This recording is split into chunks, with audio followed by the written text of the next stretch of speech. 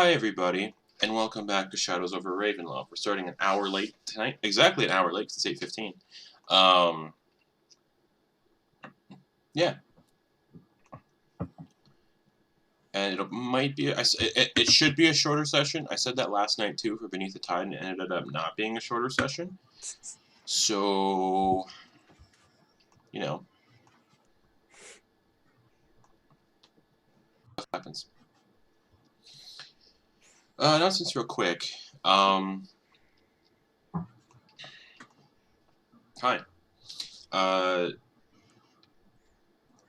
We already gave the announcement about, demystifying DMing.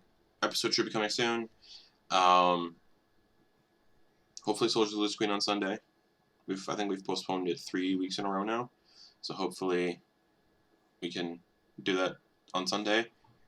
I am adopting a dog Sunday, so who knows? Yeah. Aww. Yeah. What kind of pooch? Yeah, I'm so excited. A little pug. Oh. It's gonna be great. Until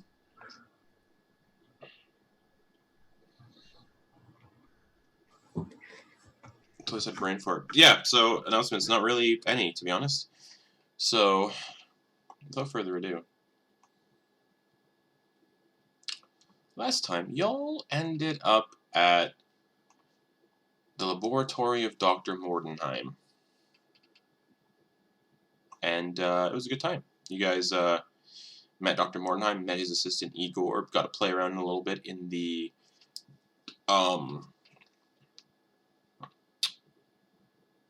stagecoach that Ophelia, old Ophelia, gave the party that had multiple rooms inside of it. Had a lot of good benefits to it as well. And you all decided to visit Dr. Mordenheim after going up to his manor through the gates. Igor being left behind, you all kind of went into this place as it began to rain blood and met Dr. Mordenheim. And Dr. Mordenheim was an interesting individual, to say the least.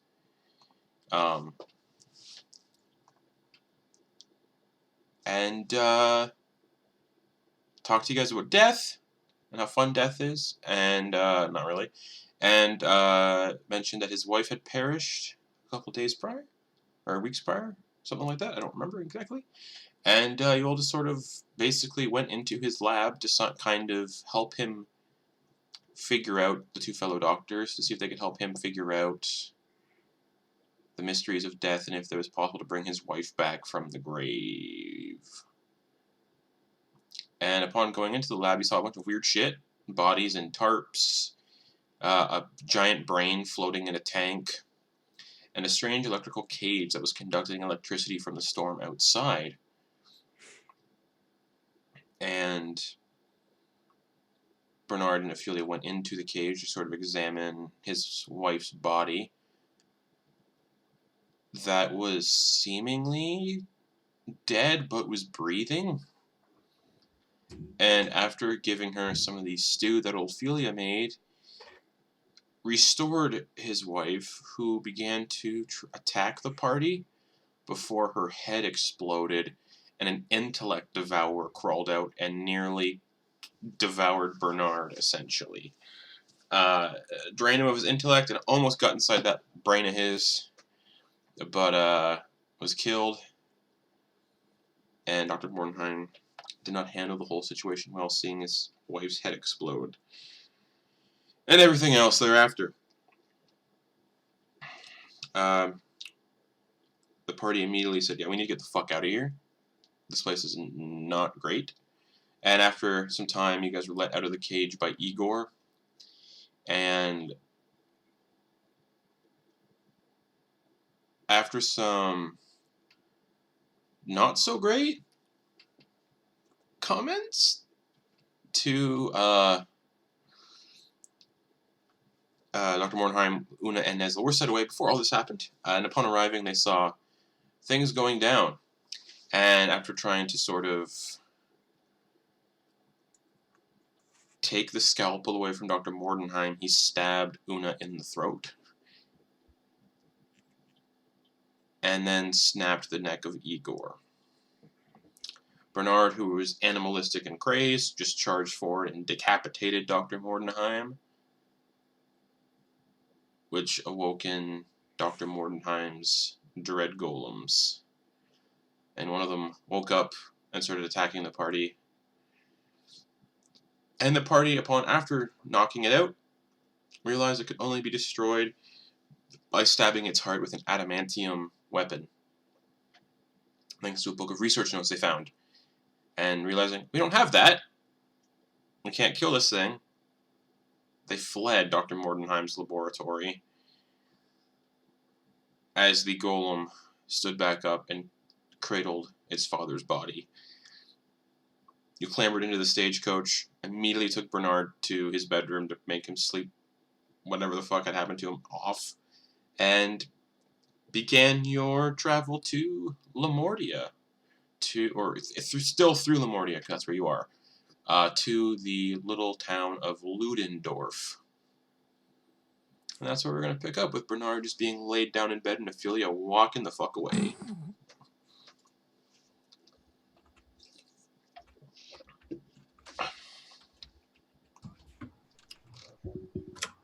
Yeah. Hey, Ophelia. we're on our way to Ludendorf, right? Correct. So, yeah, Nesla's curled up on his pillow. Alright. What's Ophelia doing?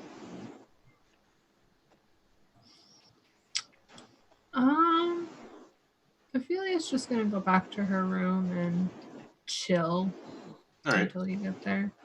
I'll say those of you who are planning on getting a long rest will not get one. Bernard will, though, because he's probably just doesn't no capacity to do anything. But everybody else who's attempting to try to do a long rest, you will not get enough time, because Ludendorf is literally just down the road. I'm good. So, Yeah. Una just kind of, alright, Nesla, okay, and she kind of just goes into her own room to try to figure out what is going on with her. Oh, I think she said she was soaking in the bath last session, so she's still soaking in there.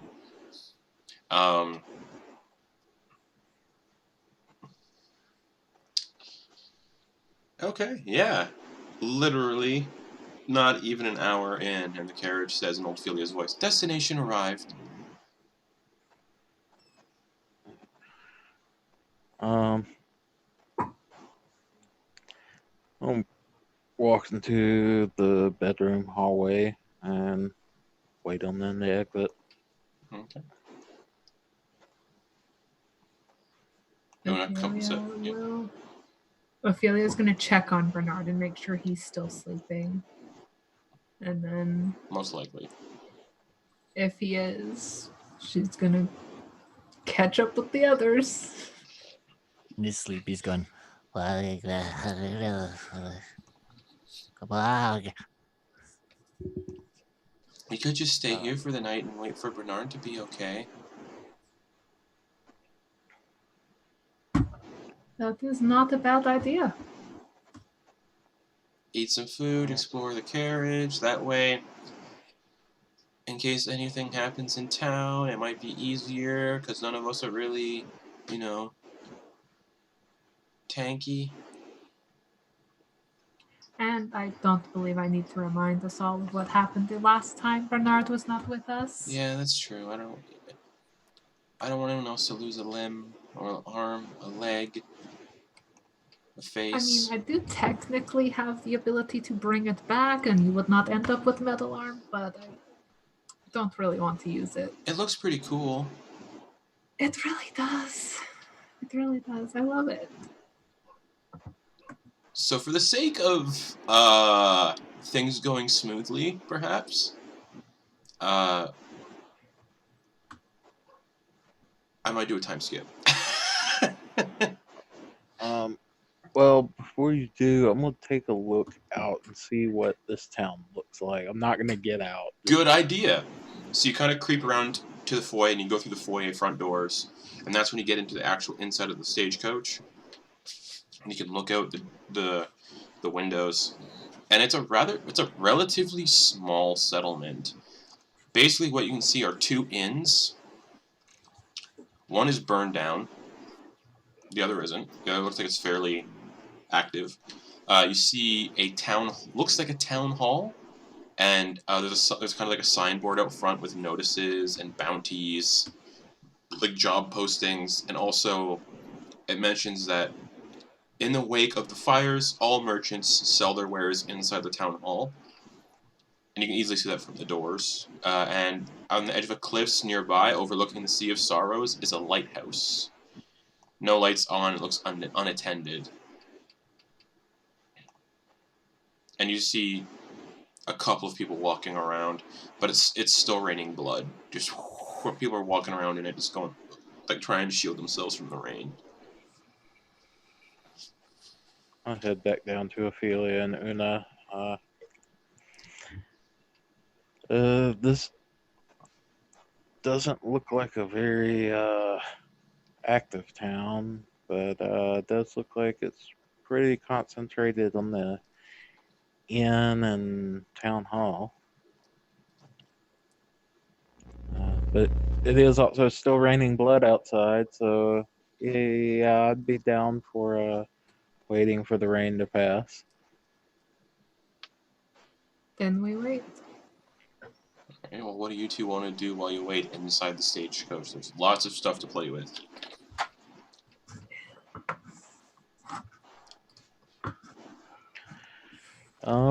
I don't have very many skills, so I think I'm gonna put the finishing touches on my carvings and hit the Okay. sack. Alright. What about Ophelia? Ophelia. She's just gonna wander for a bit and just make a mental note of what rooms are in there. Okay. And then she's gonna go and just sit on the floor somewhere in Bunson's room just to really just make sure he's gonna be okay tonight. She's Okay. real worried about him. Okay.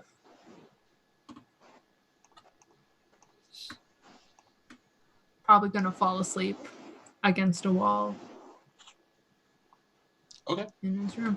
And just chill. Alright. Everybody gets a long rest.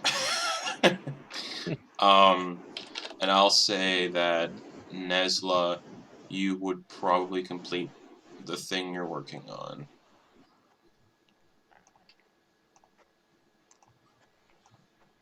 Which means Bernard. Now, anyone who sleeps in their bed in here,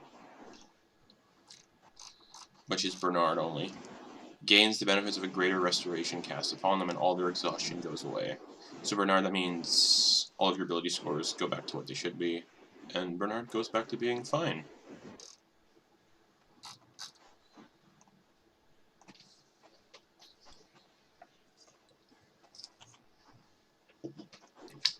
So he wakes up. Yeah. Oh, my brain. Ugh. What happened? Ophelia snoozing in the corner. Oh no.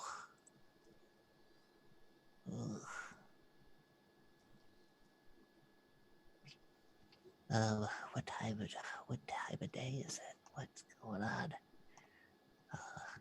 And he'll kind of try to tiptoe out the door, not to wake her up. Stealth check Okay. against your passive perception. Honey. 6.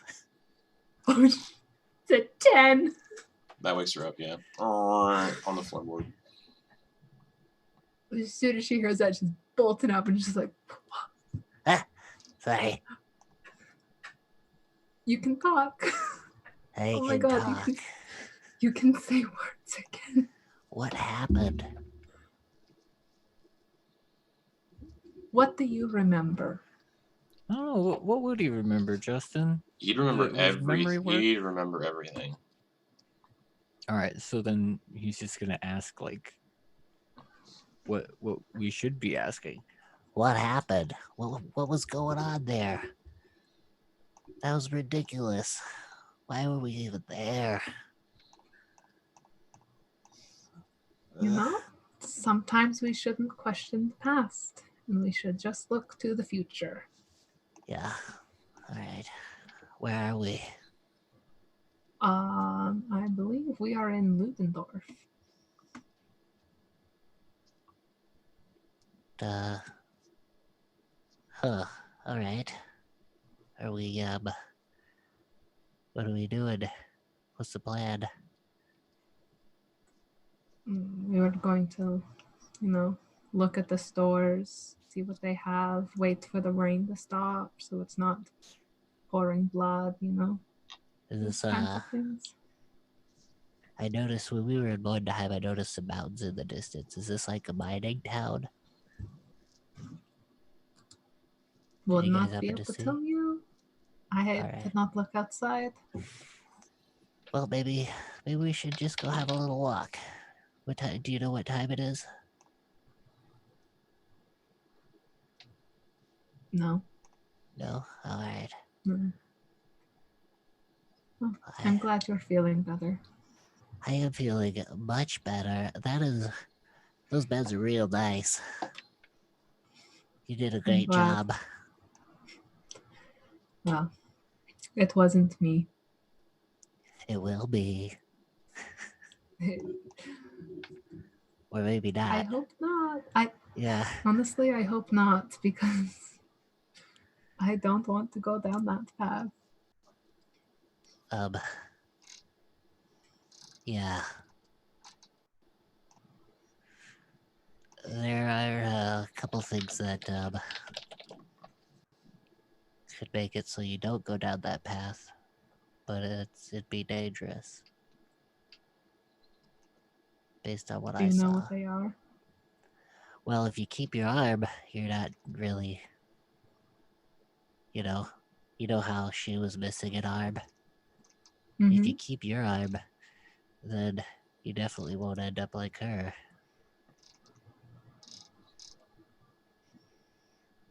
I wonder what happened to her arm. She never told me.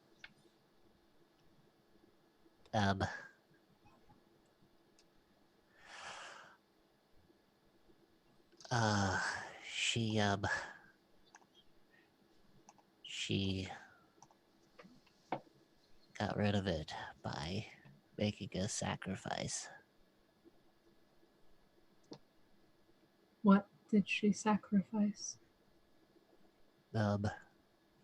Pretty much her soul to where she was stuck here. She couldn't go home. Did she tell you why? I think the arm was evil. She said something about Tenebris and Orcus. I can't remember if they're the same person or what. They're the same. She used the names kind of interchangeably, though.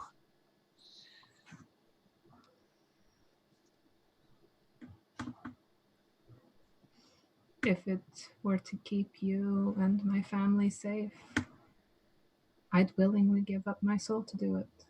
So, just want to make sure that it's not set in stone. Yeah, I mean, but we definitely don't want you to end up like old Philia.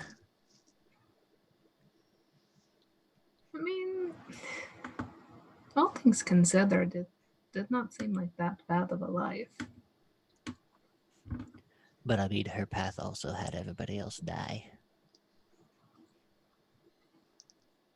Yeah. So maybe But we all die in the end. But maybe we leave. You know, we keep that arm on there for a while. Don't do it right away. It might keep us alive. She might have done it too early.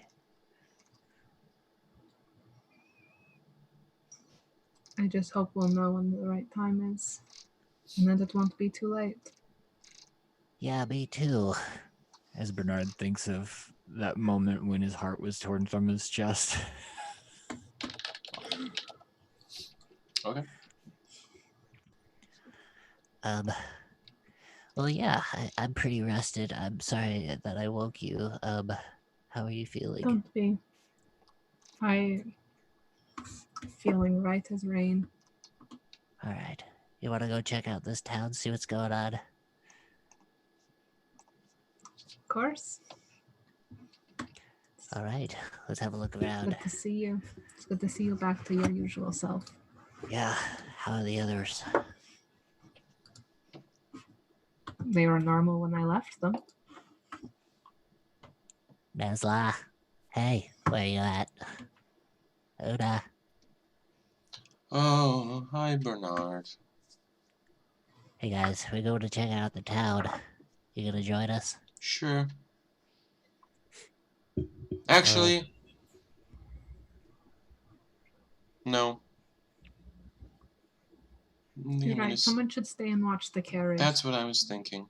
Yeah. Don't worry, if anyone tries to steal it, I'll just touch them. Plus, I think nobody can get in unless you allow them, so...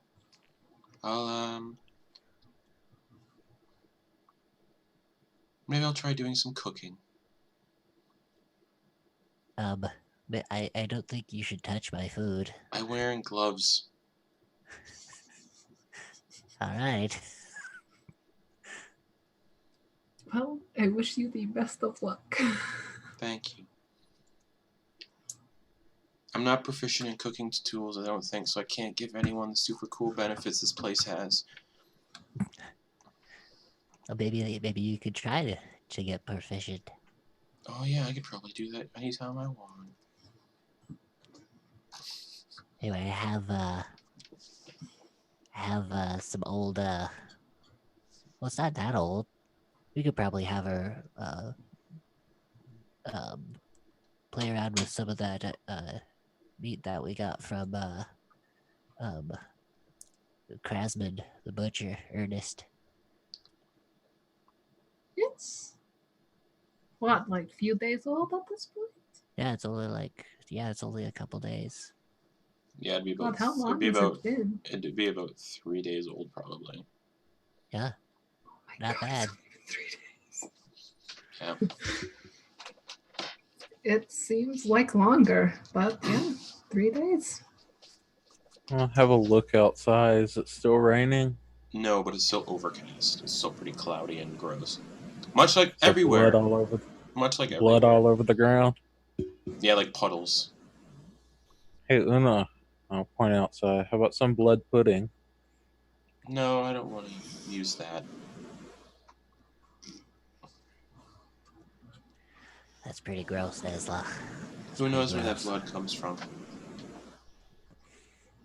Okay, well, good luck. Don't get your brain sucked out again. And she wanders into the kitchen. Ugh. She certainly has a way with words. Yep. Yep, indeed. The little grung waddles into the kitchen. All right, That's shall we so go, guys? Yeah. We shall. Okay. Nesla, you coming, or are you gonna hang out with Una? I'm coming. I've got a few things I need to pick up if they're available. Hey, Una, you mind if we borrow that book? If I remember correctly, you had a book that Mordenheim's like Sure. research book. She just Mind throws if it I borrow out. that? She throws it out into the hallway. Thanks. Bernard's just gonna pick that up. Okay. All right, let's go check this place out. I'll head out. I guess my first stop would be the board. Okay, so you get out of the stagecoach, and it's not muggy. It's overcast. There's puddles of blood all over from the rain, and as you get up, there's people passing by, and they're looking at you all very closely, like narrowed eyes, and they kind of whisper to each other, and they keep walking.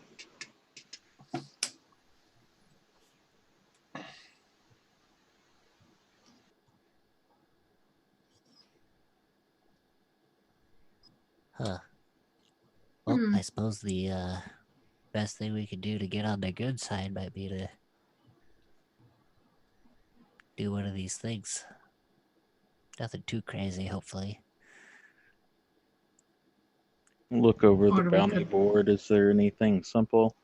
It says looking for hunters to destroy a pack of 50 werewolves. Oh, There's other stuff like help find my lost child who fell down one of the wells. There's one that says, are you capable of magic? Looking for people to help out. Look inside the Black Bear Inn. Are you a ghost hunter? Looking for people to get rid of the banshee stuck in the lighthouse. And then just a bunch of other, like, can you do my grocery shopping? Stuff like that. So is this a nice? One says, Is- looking for a servant with a winky face beside it. Oh boy. Ooh. So there's now, and then it starts to get into, like, personal ads. Like, looking for, yeah. Jeez. Is this a port Okay. town then, based on what those types of jobs I heard? Since there's a Sort of, but there's no lighthouse? docks. Actually, no, there is a Okay. dock. There's a single dock, but because there is the lighthouse, but you don't Yeah. see any boats docked because the lighthouse does not appear to be in working order up on the Okay. cliffside. All right. Oh. I'm gonna pull the one down with the winky face. And so, You find something? maybe. And I'm gonna like fold it up and stick it in my pocket. Okay. That's awesome. Well, I don't know. What do you think, Doctor? I think we should get what we need from here and get out. Yeah, what do you think caused those fires? Villager walking by. Fire. What caused the fire? No, I just keeps walking. What? Huh.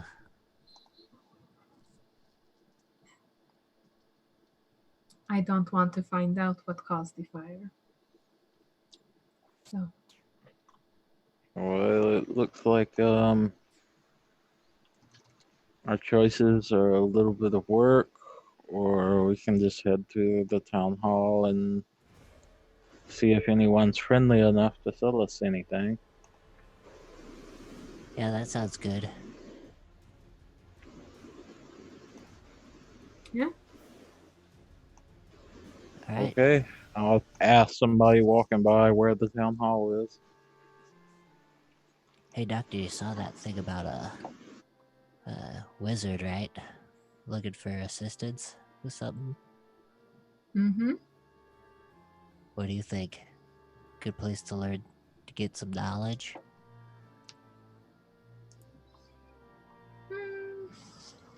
I'm not sure.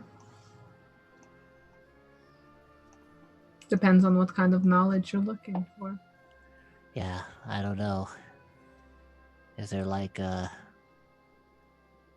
some other people I've met that wizard might want more of an experiment than an assistant?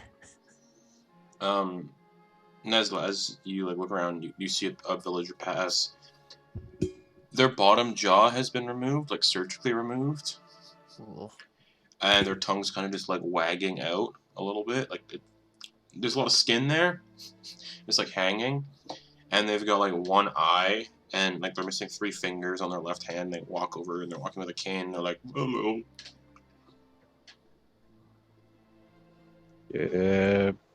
Hello, sir.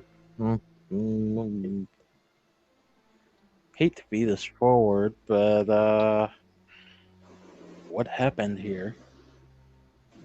The fire.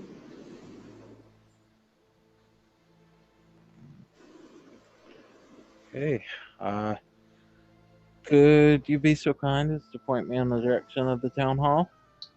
He points his cane towards the building the building immediately behind the notice board. Right there, looking right in front of it. Okay. Thank you. And I'll extend the non-cane hand. He looks at your hand and then just walks away.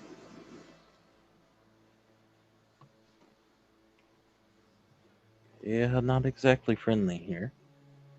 Nope. Smells like and then just keeps.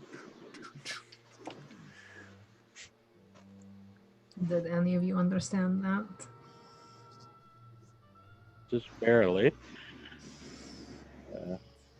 And then you watch as he's walking, and he just kind of falls over because he's so frail, and then just kind of struggles to get back up. Does, and then keeps walking.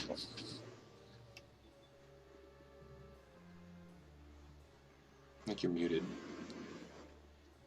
Boy.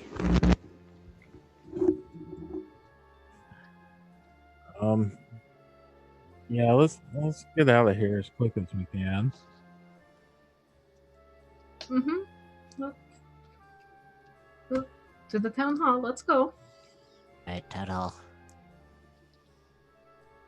Alright, you guys go into the town hall. Yeah. Mhm. Alright, you go. There's numerous people walking around. Some of them look like traveling types, carrying weapons and stuff, and they're walking around with like the pieces of parchment from the notice board. They hand them in to this guy at a desk, takes him, looks him over, hands him a bag of coins, and they walk along the way. You do notice most of these adventuring types look more like warriors, fighters, physical combat. Not a lot of magic users, if none at all. One walks by, he's got a huge like scar, fresh like claw mark across his face. He's like, Dang. evening. Yeah, hi. Evening, sir. Mm, What are y'all doing in Ludendorf? Just passing through, but kind of getting our bearings, seeing what this place is all about before we move on. Not much these days. Nah. Nah, the residents are scared of the guy who lives up in the laboratory up the hill. Scared of his Oh, experiments. They don't like him too much. Well, who's that? Dr. Mordenheim. Right. He's got some pretty yes. wicked ones, I hear. Yeah, he's been sealing the bodies from the cemetery nearby, and the residents aren't too fond of that. On a kind of sort of related note, Yeah, do you guys have any unique ores or metals? not really. No, this mountain doesn't produce anything like that. I mean, no one really goes into the mountains that often. You can try. Not many people here nowadays are kind of into the whole physical labor jobs. As you can tell, most of the residents are kind of getting up there in age. I don't live here myself. I just come here for the contracts every once in a while. But,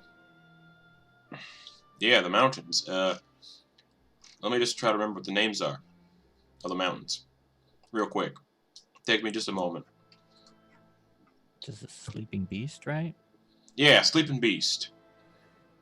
Yeah, Sleeping Beast Mountains. That's where if you were to find any ore, they'd be up there. But, again, not many people...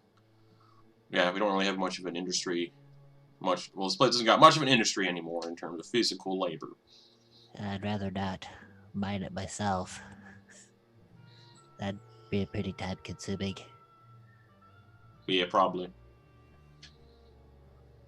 Well, thanks for the info.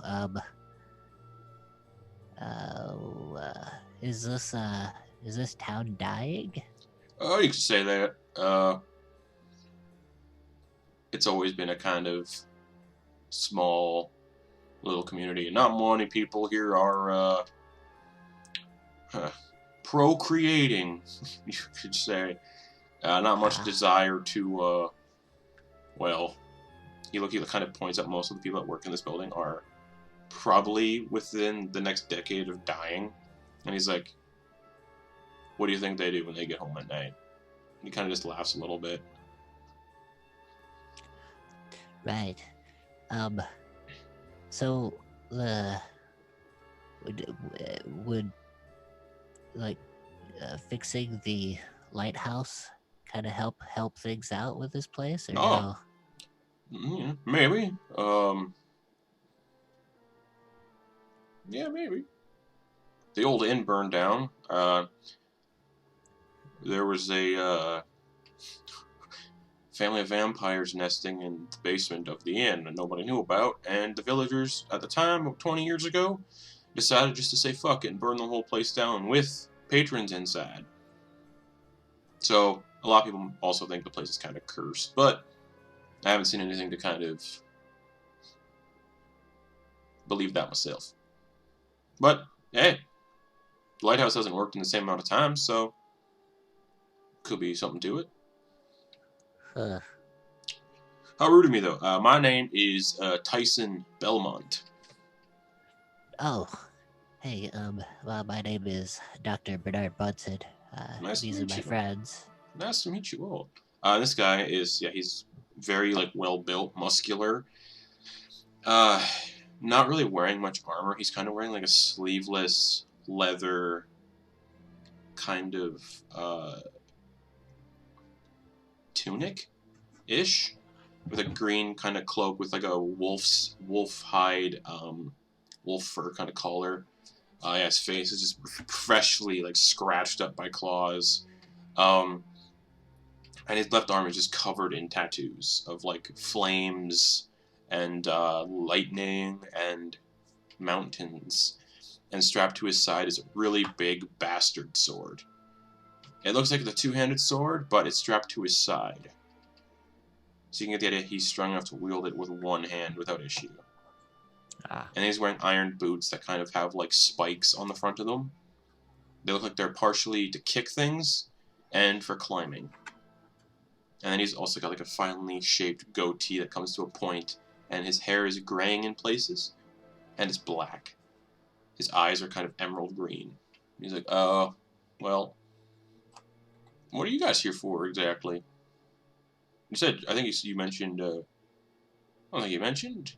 If so, I have a terrible memory. Well,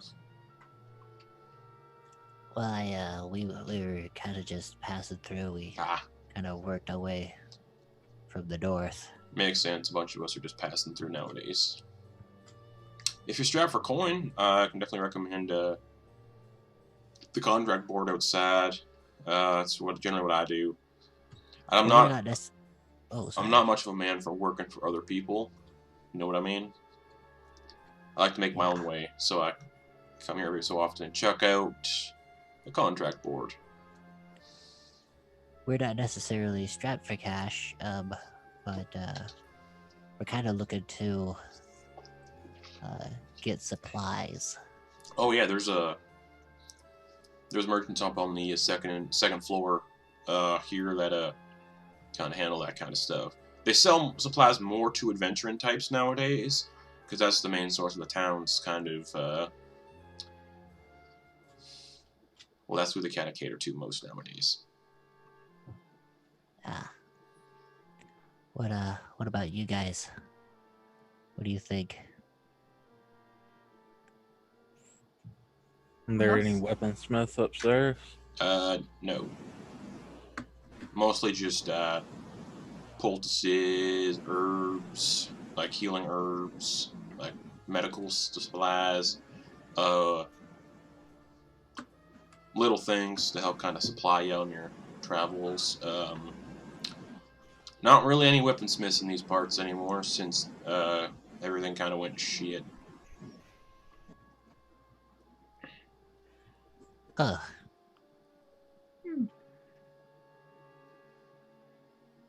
Well, where are you headed to? Myself, I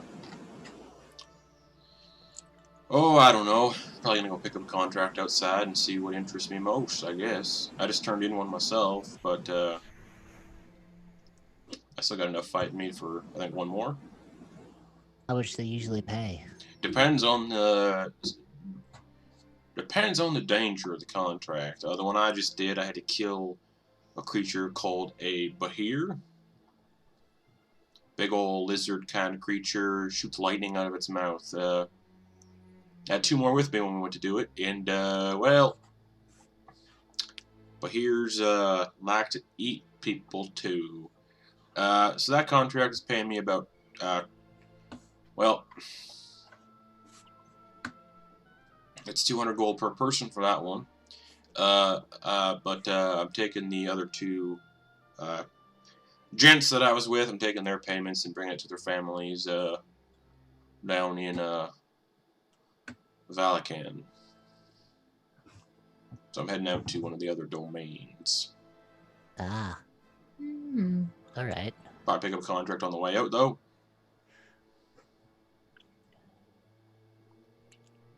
Well, if it looks too big for you, we might be able to do so, help you out before we leave. There was one for like 50 werewolves, which seemed extreme. That one's probably a trap. I think one of the werewolves probably put that one up or something. I don't know. Who knows? It's pretty weird. There's no way someone could do that. Take out an entire den of 50.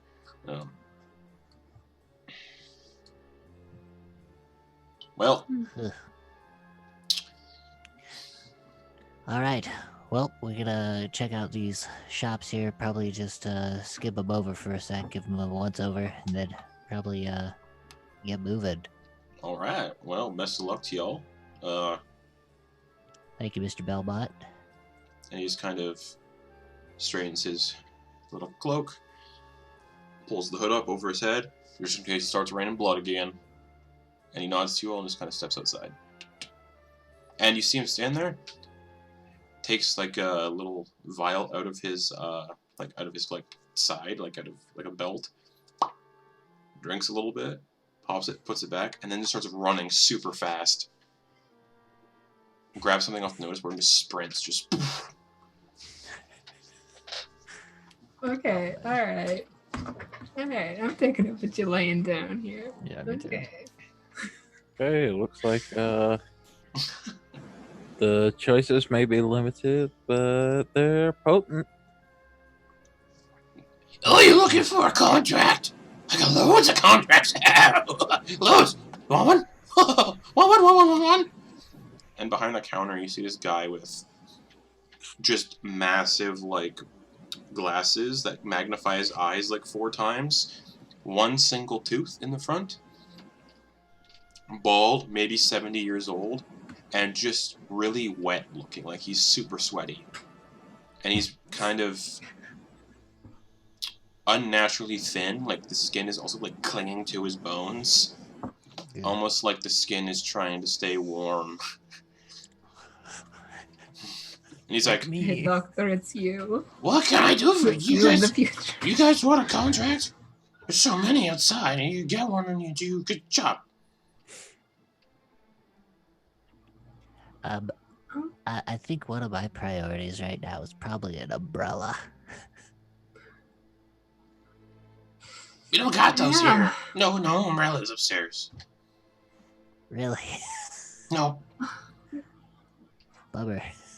One would think that would be a common object here. Smell like magic. You smell like magic. I smell like magic? Mm-hmm. What does magic smell like, my dear? Magic. And he coughs. And like brownish black phlegm kind of hits the counter. And he wipes it off with like the arm of his shirt. And wipes his like mouth. Ah.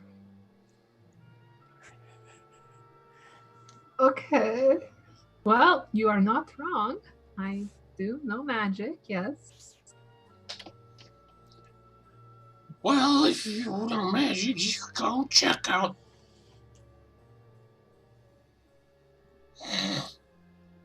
the inn. Check out the inn. Next door. Yeah? The one that burnt down? No, no. The other one. The other one. Black Bear Inn. Why? What? Why? Just contract up front. Lots of money for magic user. I saw that. I was wondering if you could give me more information. I don't really ask details for the people who post the contracts. Huh. Well, fair enough. Brian wants to kill No some. business. Brian wants you to kill some. Huh. Well, I will consider it with my companions. My Thank name's you. Florence. Florence, pleasure to meet you. I'm Dr. Ophelia. Hello, Florence. All right. All right, so I guess huddle Let's up then. go. Yeah, huddle up. Let's go. All right, huddle up. Huddle Nesla, up. Dr. Bauer. Bunsen kind of just like shuffles them over to a thing, and they do like literal like circle huddle, heads in. All right, guys. So, we got a couple things going on here. Nesla, I saw you take a piece of paper. You got something in mind? I'll take the paper out and show it to you and kind of smile. Yeah, it says looking for a slave, wink face beside it. Interesting. Okay. And it just says meet me in the Black Bear Inn. You'll know me when you see me.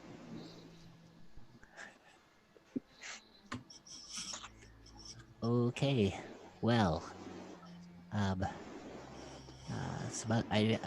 Nesla, I heard you ask for a weaponsmith or a metal worker, because I mean I can do that. You need something done?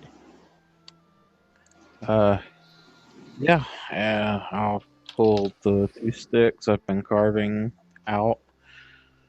I was looking for someone who could quickly silver these. Oh. Yeah, I can do that. Yeah, I haven't gotten a chance to look at, I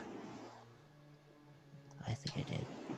You know what? I think we've got one in the wagon. I could probably... A forge? Yeah. Yeah, there's one. Yeah. Yeah, well, Yeah. once we get back on the Yeah. road, Nesla, I'll go ahead and get to work on those for you. Oh, well, thank you, Dr. Bonstone. You would Yeah, know it. I've You been would looking know. for a project. It would probably take a work week to do it. Might as well get started.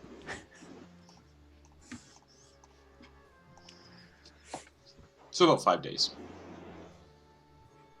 Alright. Whew. What contract? Okay. He kind of shuffles the huddle over. Alright. All right. So, outside of that, you heard about those vampires, right? In the basement of the inn? Mm-hmm. You guys want to go there, check out the basement? I imagine there might be some goodies in there that everybody else is too scared to go get. Like what? I don't know, vampires. I mean, last time we fought some vampires, we got some good stuff, right? Don't know if it's a good idea for y'all, but if you would like to do something else, I could try to sneak over there since it's a wide open space.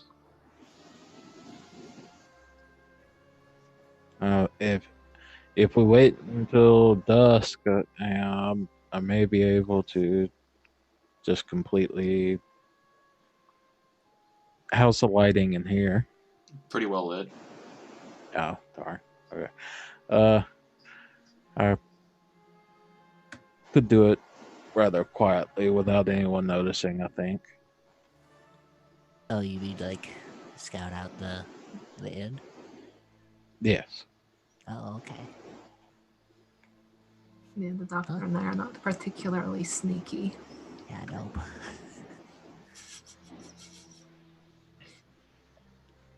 Yeah.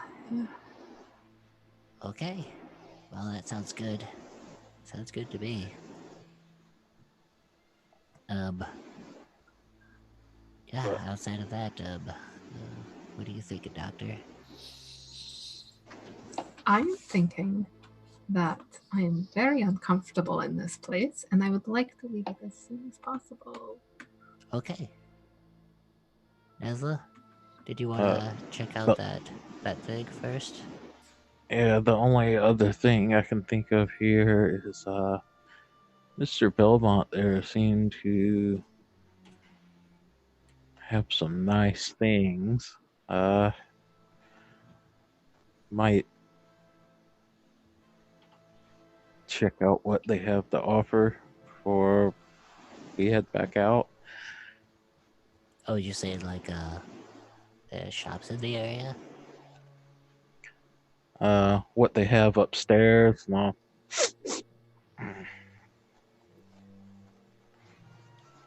Oh, okay. Yeah. You go right ahead, Nesla. I think the doctor and I will just kind of wait, and we're gonna get out of here.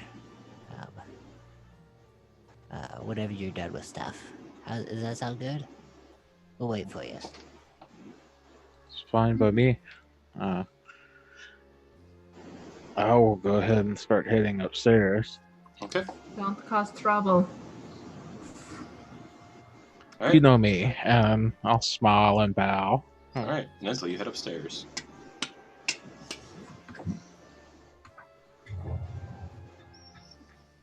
Bernard and Ophelia. What's up? Mm-hmm. What you guys doing? Contract! We are avoiding eye contact with that man as best we can. And then you watch as he disappears from his seat, opens up the door that connects into his little cubby, his little office, and he comes walking out, and it's just a gnome. He walks up and just starts tugging on Bernard's leg. Hey, buddy, what's up? Contract? You want one? No, I think we're just gonna pass through. We're not. Oh boy. And he coughs just a bunch of phlegm on your leg and goes, sorry. And he, like, tries to wipe it off with his bare hand.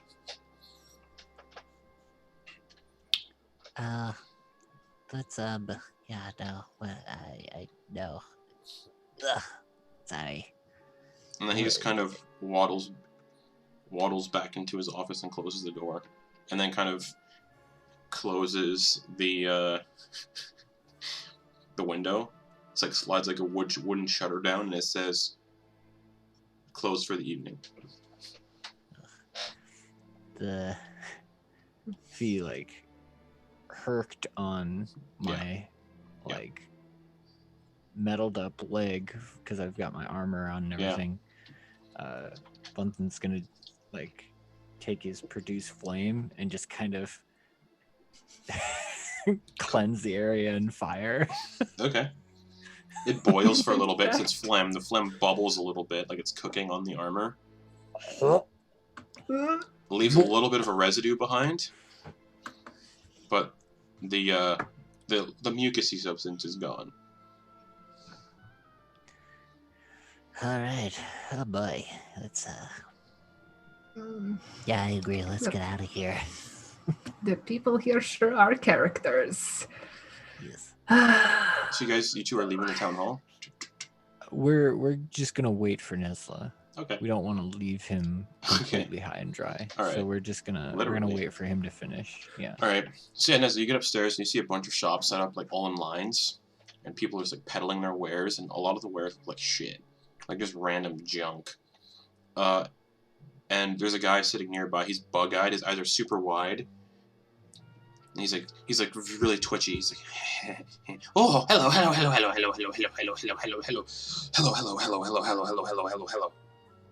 And it's a dwarf with a big bushy red beard, completely bald. and quite muscular, and he's just sitting behind a counter. He's got no shirt on, because it looks like he's just sweating profusely. He's like, what do you want? Hello, sir. Are you, I'll lean in close. And you service Mr. Belmont? Nope. What are you looking for? I had something I might be interested in. Speed potion? No, we don't. None of us here sell those. We're talking about Mr. Belmont. He makes his own. Ah, shit. He's one of them blood hunters. That's unfortunate. But, he kind of leans in real close, too. You looking for anything more exciting? What do you have? And he produces a jar from under the counter and puts it on the table. Or on the counter. And it's like a brown powder. I call it dead man's dust. What are the effects?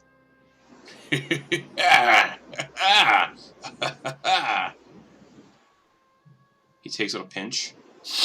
You get real perceptive.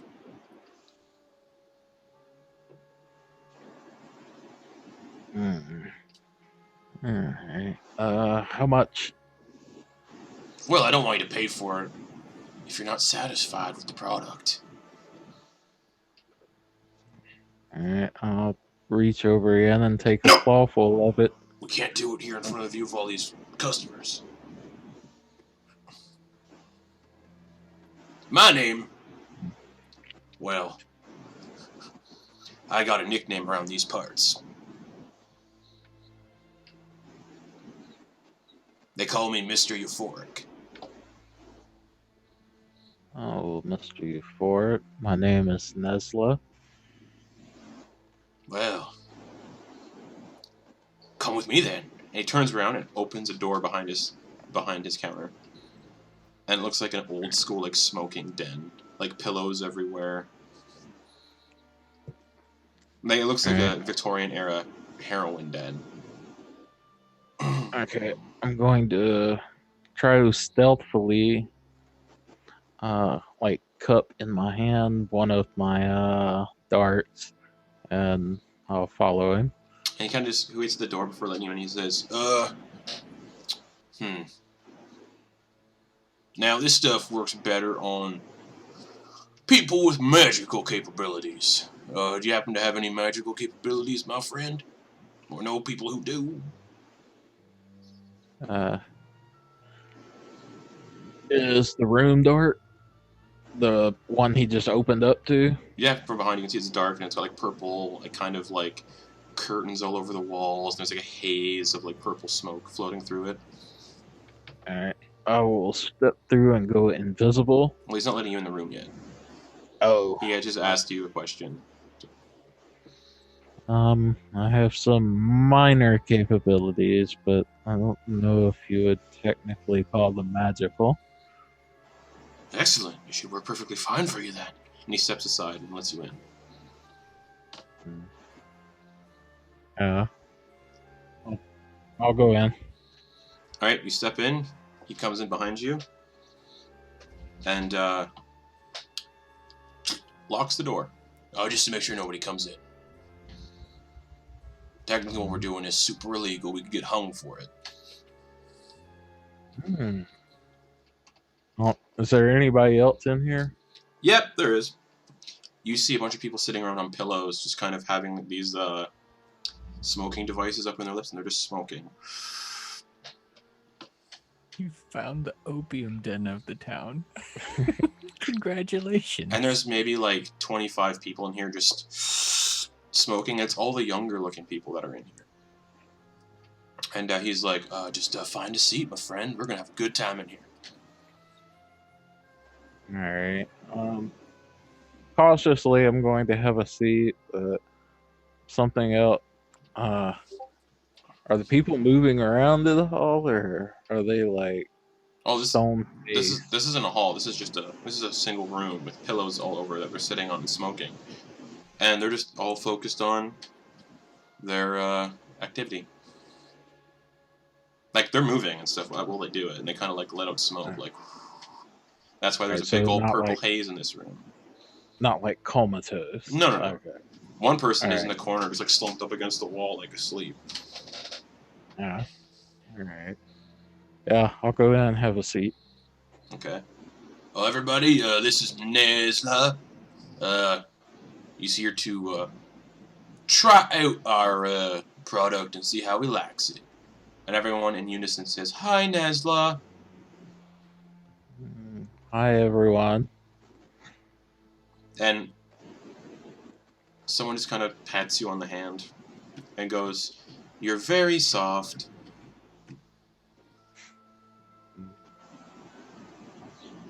Whirl my tail around their hand. Oh, a snake.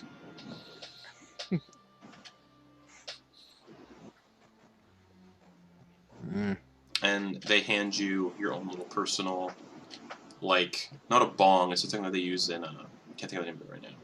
But it's A got, hookah hose. thank you. And they hand you your own kind of device, and there's like a purple swirling, like, dust inside. And he's like, it starts off brown and it goes purple when you light it. Alright. And he pulls out like a long-stemmed Gandalf pipe and just lights some of his own and just... Oh, yes. Does his turn purple? Yes. Okay. Yeah. I'll take a like medium-sized rip off of it. Okay. So you take a big old rip off this thing, and it tastes like slow, Nesla. just it tastes like your favorite food, whatever that would be.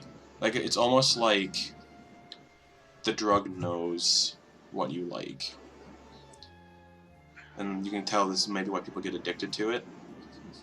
Red tuna sushi. So that's what it tastes like. And as you smoke it, how much do you smoke? I gotta say, starting off, I'm gonna take like a good medium-sized rip. So, yeah, a quarter gram or so. Quarter gram. Okay. You immediately feel euphoric and the happiest you've ever been in your life. Like, how could life get better than this? This is the most amazing thing you've ever seen. And then you immediately, like, hear everything. You hear what sounds like a spider crawling on the floor, and you look over at the floor and there's maybe a microscopic little spider crawling around. Just, you can hear it crawling, and it's like feet scraping on the wood. Yeah, I slump down into my seat. Take in everything. Okay. And yeah, everyone else is smoking, and they're just like, "How do you like it, Nesla?" It's nice. Well, it's about 500 gold for a jar. But I can sell all sorts of sizes and quantities. How big is a jar? It's about How many doses? probably like 25 doses. The same size I just took? Yeah. Mm. But you see that one dose will affect you for 24 hours. A high lasts 24 hours, my friend. Oh yeah. Yeah, but this is so good, I'm gonna have to share it. Yeah. So, the effects, while under the effects of this stuff, Dead Man's Dust, and he starts listing them off. You'll get real perceptive. You might move a little quicker, too. Or maybe that's just time slowing down. Have another hit, my friend. And the dwarf just takes another one, and his eyes just go like, the pupils are probably almost as big as like his entire eyeball at this point. He's like, come on, woo! Also, Okay, to the kids out there watching this, I don't advocate drug use. Yeah, I'll go ahead and take a full rip this time. Alright. You feel your eyelids get kind of heavy at this point because this drug is extremely potent. It's your first time doing it. So I need a Constitution saving throw with disadvantage. Oh yeah, and your Constitution might be a little funky for a while, but it's all good in here, my friend. Oh shit. And con, so that is a big old 4. You pass out and just start snoozing. Bernard and Ophelia. Yeah, I wonder if Nesla found what he was looking for. How long has he been gone at this point? Probably half an hour. That's been a pretty long time to Oh, just browse the shops. I don't think there's that much stuff up there. And coming down the stairs, you hear footsteps. And you see Nesla. He's like, oh, hey guys. I'm good. And he holds up a jar of, like, brown dust. He's like, I bought some drugs. Oh, yeah. Oh, That sounds about right. All right, I guess. we leave you Come on, alone let's for go. how long? It was only 500 gold. But Young man, we are going to have a talk when they we gave get me a back to deal the because I'm wagon. friendly. So he cut it down by half to 250. And there's enough here for all. For like, there's 25 doses in here we all can share. You and I are going to have a fucking talk when we get back to the wagon. This is an unacceptable behavior. I thought Bernard would want some after what happened last night. Yeah, nope. You're not getting actually him want high. to make sure that my brain is at full functionality at all times, so I went kind of not interested. All right. I actually don't know if I'll ever drink again. That was terrible. All right. Well, where do you guys want to go? I think we're getting out of here. Oh, okay. Did you at least find what you were looking for? Yeah, it's right here. This jar. Don't believe that's what you went up there with the purpose of finding. Yeah, I made this whole Whatever. snorting motion. You're right. Fuck. Didn't think you would actually get drugs. I thought you were better than this. What do you think I was going to look for? And Nasal potions? strips? Oh, Nesla, could you give me your things? I'll do the project on the way. Oh, I left him in the carriage. And he walks outside. Did he not have them? No, He must pulled have- them out. Yes? He left, yeah. Yeah, he pulled them out when he showed them to me. But he said he left them in the carriage. He must have left them upstairs. We better go look for him. That's a... He seemed a bit off. Did he seem to I'm off to high. you?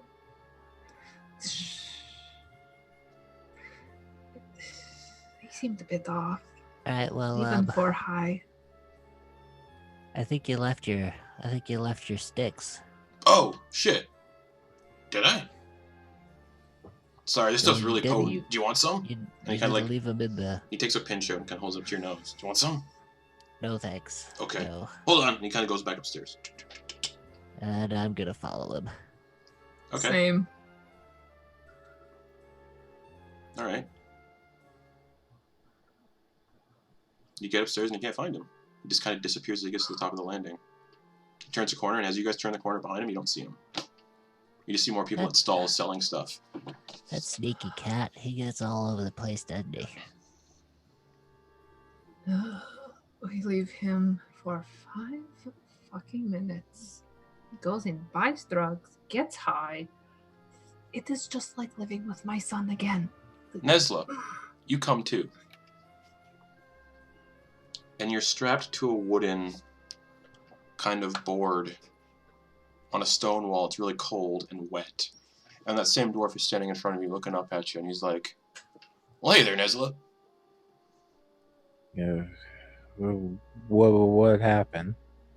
You smoked a lot, my friend. Passed out.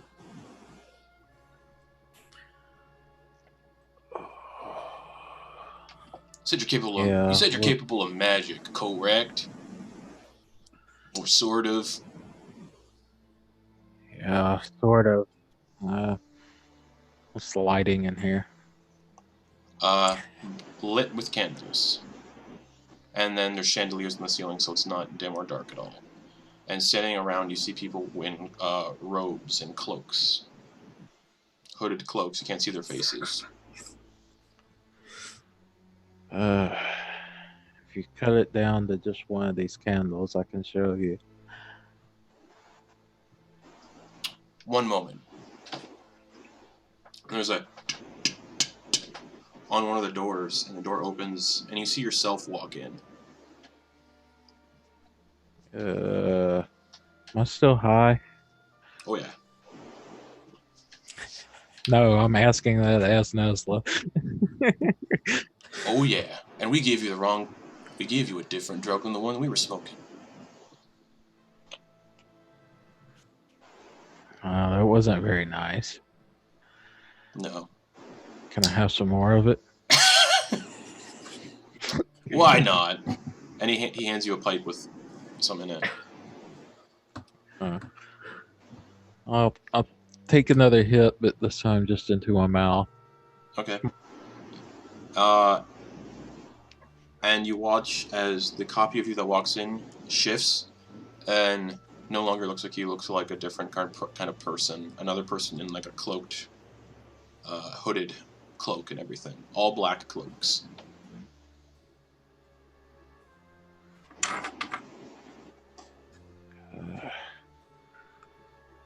Shifter? Do you smoke? Are you saying that out loud? Yeah, looking straight at him. I guess the smoke just comes out because it was only in your mouth. Oh, yeah. Oh, not brave enough to take that one down, eh?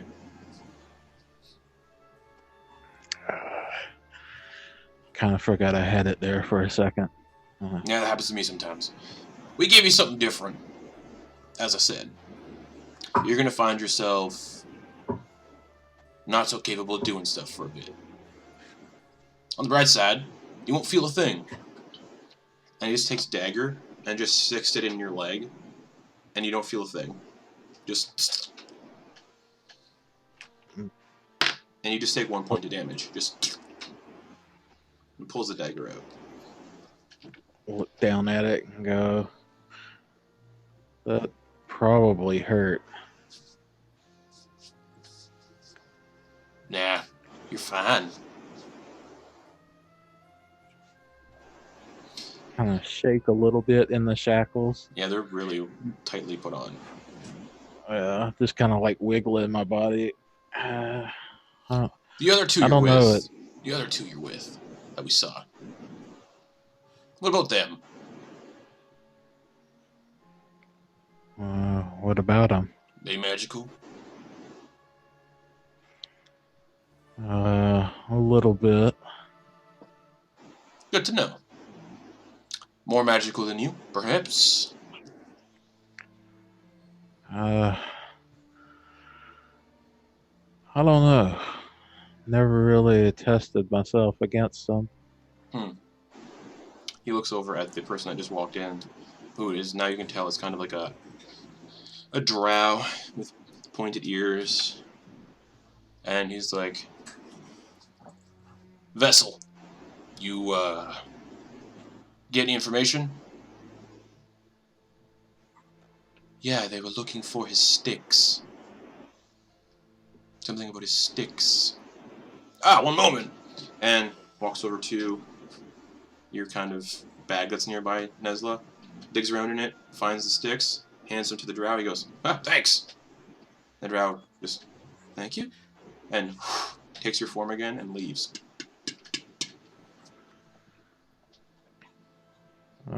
Does he go out the door? Yeah. Notice anything outside the door? Nope. You can't. The way the door is angled, you can't see outside the door. But we got something fun planned for you, Nesla. Are y'all the ones that posted outside About what? looking for the magic users? Yeah. We were considering taking the job. Tell you what, if you give me 12 hits of that shit y'all gave me, I'll help you with whatever it is you're looking for help with. Oh, this is what we're looking for help with. This is the job. We call ourselves the Enlightened Citizens. Oh, yeah, what is it that your organization does? Destroy things not bound by scientific explanation. We may use magic in our means to kind of help with that, but we like to think we use our magical capabilities for good. Others, not so much. Anyways, he kind of claps towards two bigger gentlemen that are maybe like 7 foot tall each, very muscular. They have like palish gray skin covered in black tattoos, and they walk out and they bring in this giant stone slab. At the bottom of the stone slab is like a stone basin, and it's stained with blood. Alright. Yeah, at this point, he's gonna freak out and try to slip these shackles or break them or something. How are you going to try to do that? All your ability checks right now, because you took that drug, are at disadvantage. Yeah, my strength sucks. I would say this would be a strength check trying to break out of them, because it's technically a restraint. Okay, but I'm freaking out anyway, so yeah, gonna try. And that is going to suck. That's a 4. You try, they don't budge. Meanwhile, the door at the end of the hall, you guys see Nesla come out, and he comes back down the hallway, showing off his sticks. Yeah, I found him.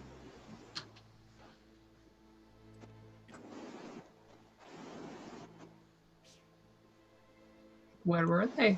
In a drug den.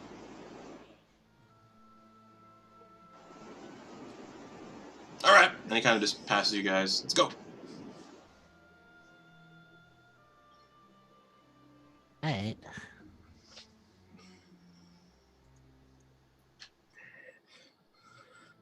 Alright. I guess we're done here. Alright, and he kind of just starts walking down the stairs. Anything seeming off to him? Or to me about him?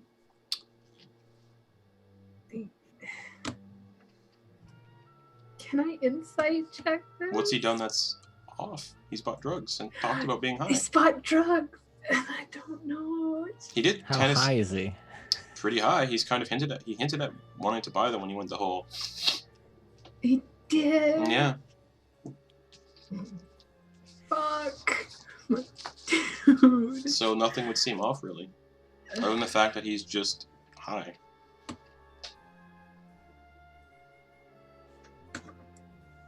All right. Guess we're following. No, wait. So what do you guys want to do here? Leave. We're leaving. Yes. All right, Ready let's to go. leave? Are you ready to leave? Yeah, let's go. Come on. All right, back to wagon. Okay. He sees a stagecoach. Nice. Can't wait to have a good sleep. Really high. Well, How long does it last? 24 hours, they How said. long- Oh my god. How much did you take? 2 hits.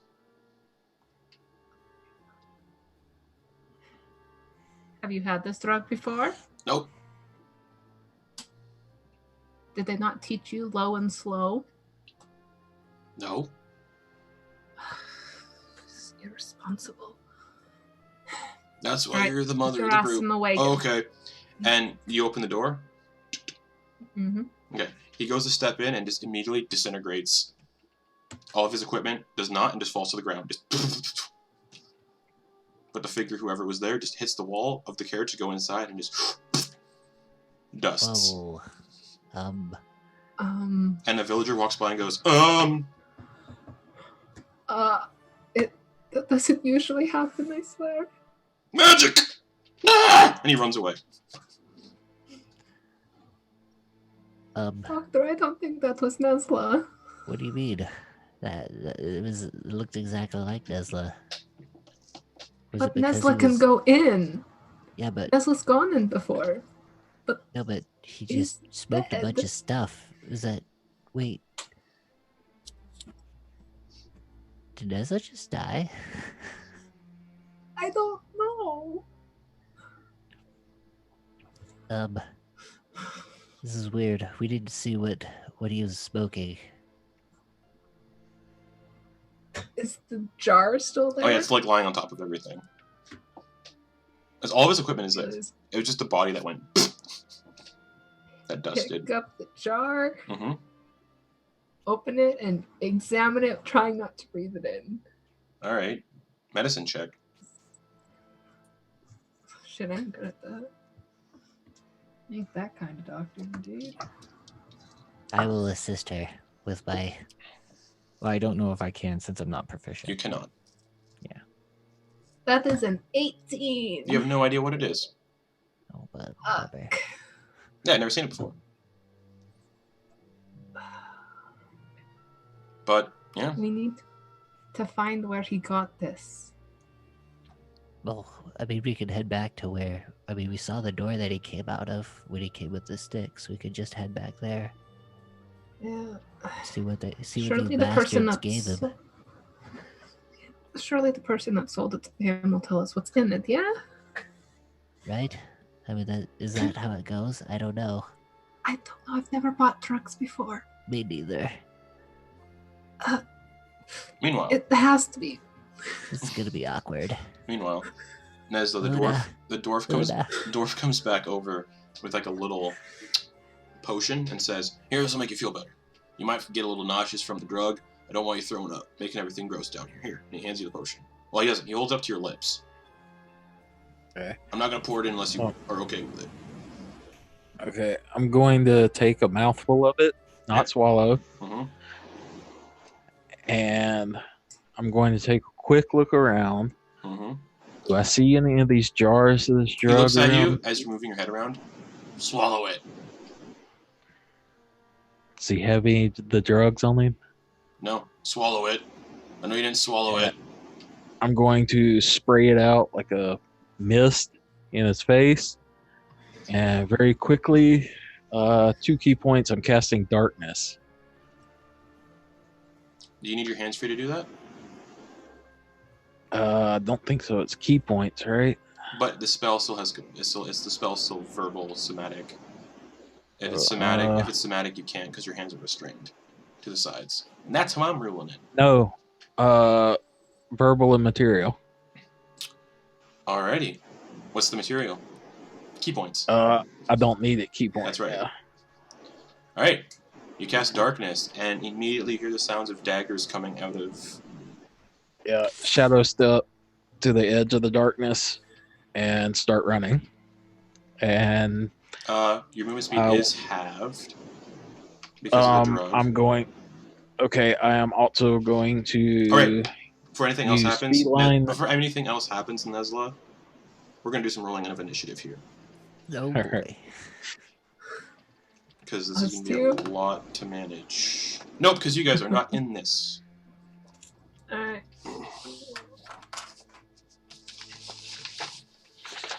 How many people were in that room?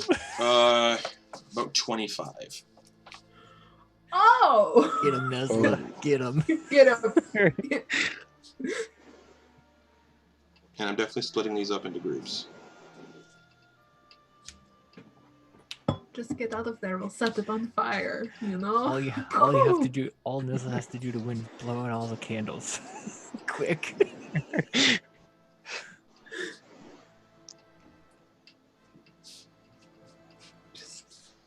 Get out of there. So Nesla, your initiative check is also disadvantaged because everything is disadvantaged on the effect of this drug, and you took 2 hits, so it's 48 hours worth. Ah, shit. Okay.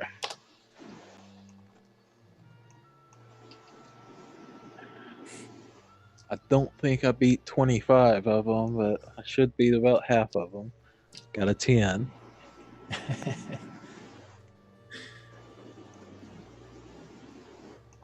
Okay. You got a 10? Yes, sir.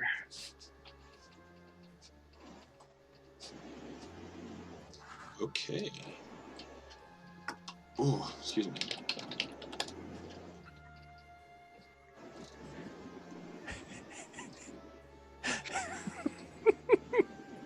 This is why you don't take strange drugs from people. Don't always know where your drugs come from. Dependability. He needed one. But the guy in the van said that he'd give me a ride. Yeah. Always get your drugs from a reputable source. Oh. It was laced with angel dust.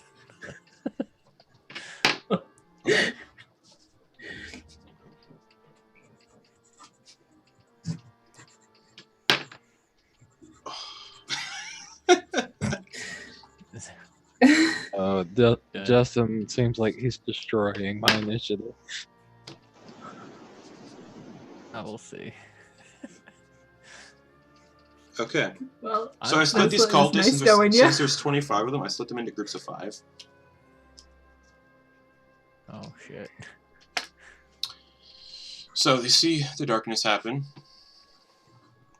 So immediately, one of the first cultists in the first group is going to cast Dispel Magic. What's your spell save DC? Let's see. Dispel. I can look at it right now. Because you're using key points. So it's a 2nd level spell, so it's the DC would be 12. The DC would be 12 to do Dispel Magic on it. That is a 12 exactly. 9 plus 3. So darkness goes away.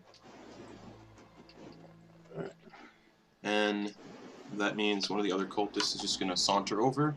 Doop, doop, doop, doop, doop, doop. Place a hand on your forehead.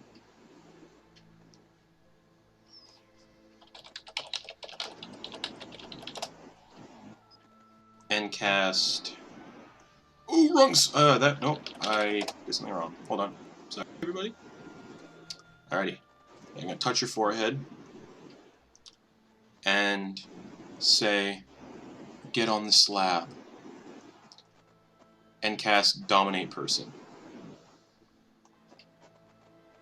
Damn, if these cultists all have that high level spells. Oh shit, that's the dwarf that does that. That walks over and does Dominate Person. It was nice knowing you, Nesla. So I need a Wisdom saving throw with disadvantage.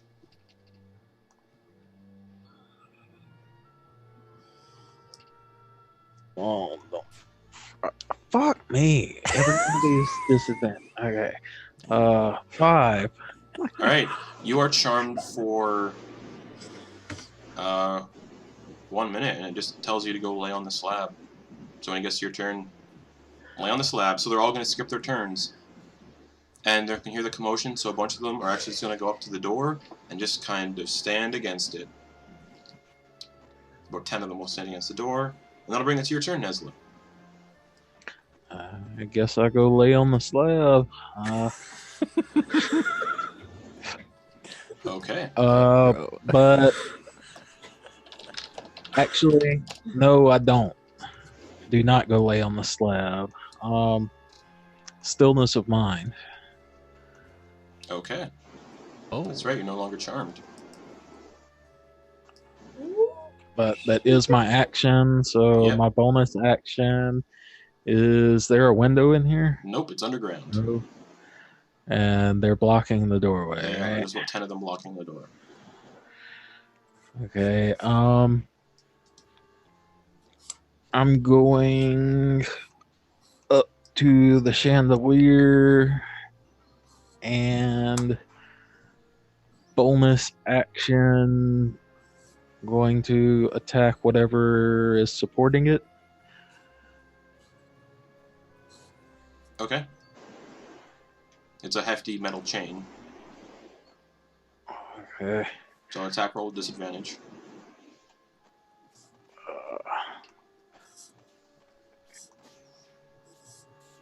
Attack. Claws plus 10 is 16. 16 hits, roll damage. 5. I imagine he's grabbing this chain, and his eyes are so blurry, he just kind of looks at it. Claws. 13 damage. Okay, still intact. Ting. Crap, I can't do both.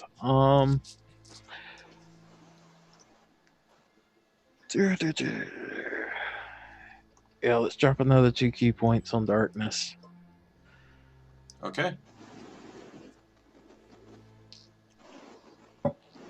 Dwarf's gonna use her. Dwarf's wait. gonna use. Oh, what's up? No, I can't do that because that's a bonus action. That's correct. Okay. So then single key point to make that bonus action a flurry of blows. I'm gonna try to hit it again. Okay. Disadvantage. 15. 15 does not hit. Yeah, you hit, but you just don't. It's a big old metal chain. So. Hiss at him and try to use the chandelier as cover. Okay. And I'll bring it to the last 2 groups of cultists. The ones are gonna... Yeah. Yeah. Okay. One's just gonna throw a firebolt.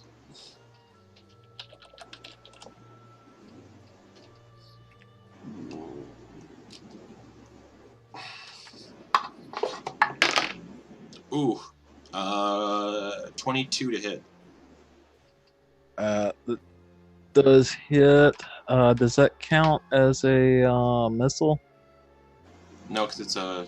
No. Magic. It's magic, yeah. Okay. You take 9 fire damage.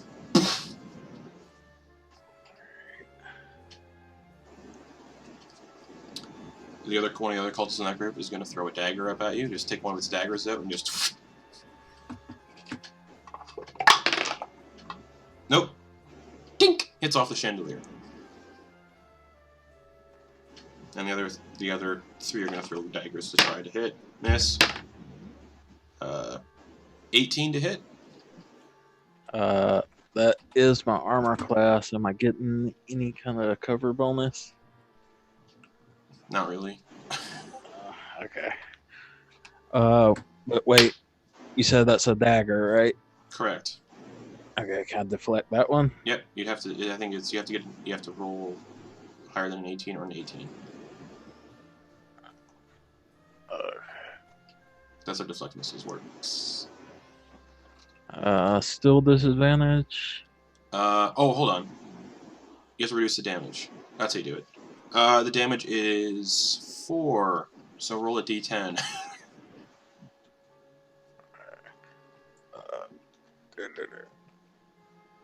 So 3. Oh wait, hold on. When you do so, the damage you take from the attack is reduced by 1d10 plus 18. So 3 plus 18. Oh, okay. So you reduce the damage to 0, and you can spend a key point to throw the dagger back. Okay. Yes, I will do that. Okay. That's your reaction, so make an attack roll. With disadvantage. I imagine it's with a hiss, too. It's like... 13. 13 hits. Roll damage for a dagger. So for you, it's a D4 plus 5. 1, so 6. Ugh. You got someone in the chest and he just slumps over dead. Just Ooh, and I kind of perk up a little bit.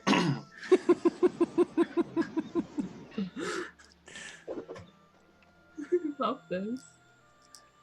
all right. That'll bring it to the final group of cultists, and all 5 of them are gonna throw daggers. Just so I'm just gonna roll all 5 right now.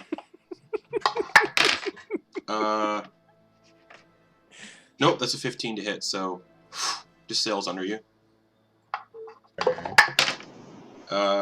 17 to hit, sails under you. Nope, that's an 8 to hit.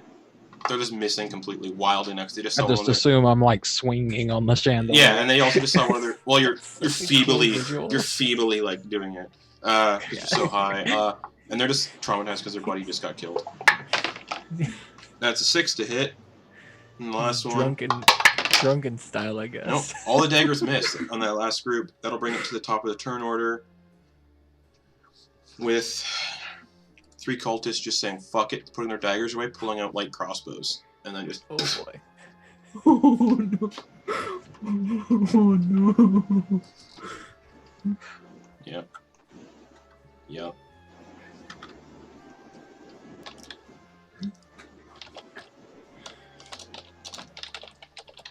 All in their creepy robes.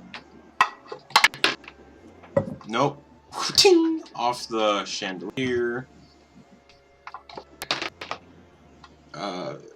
That's a 17 to hit. That's a miss. That's a miss. That's a miss. Wow. That's an 18 to hit. So, boom, shoots Just across the barely bow. hits. Yeah, and you already used your reaction, so... Yep. 8 piercing damage. A crossbow bolt slams into your shoulder. Just... Alright. And you're about 15 feet off the ground on the chandelier. Yeah. And that'll bring it to the dwarf's turn, who's just going to be like, where's Valisar? Or, fuck, I was in the name. Whatever. Where's Visar? The dwarf, the elf, the drow. Where's he? He should be back by now. And the dwarf is just going to look up at you, annoyed.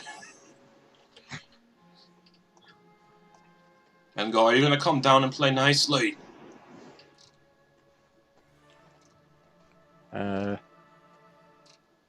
Just for flair, I'm gonna pull that dart out and throw it at him. That crossbow bolt. Can you? No, I'm saying just for flair, like throw it Okay. at him. I'm not necessarily Okay. gonna hit him. It gets stuck in his beard. Just... He's like... He looks down at it in his beard. Just,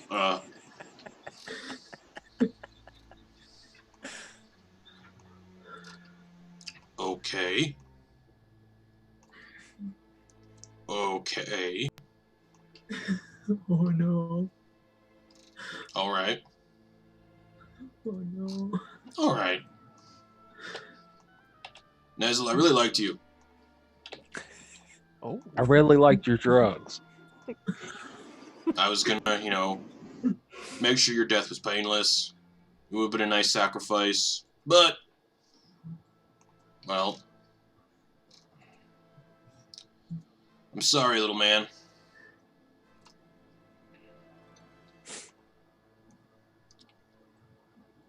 And he pulls out from his cloak a handful of clay, crystal, glass, and mineral spheres.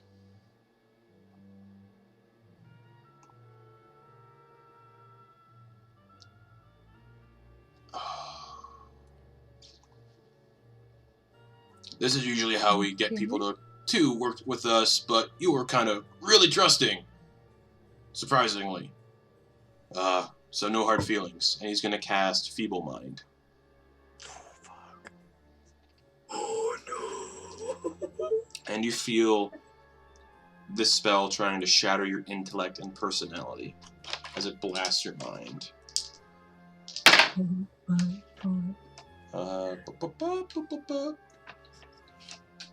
You take 12 psychic damage and need to make an intelligence saving throw with disadvantage. 12 on there first. The intelligence saving throw is +2, but disadvantage. Damn it. 10. 10. Your intelligence and charisma scores drop to 1. You can't cast spells, activate magic items, understand language, or communicate in any intelligible way. You can identify your friends, follow them, and even protect them. At the end of every 30 days, you can repeat the saving throw against the spell. 30 days. Or if it's ended by Greater Restoration, Heal, or Wish. And the beds in your carriage do Greater Restoration. But yeah, you're just basically... You are hit by Feeble Mind up on the chandelier. And... Dexterity saving throw.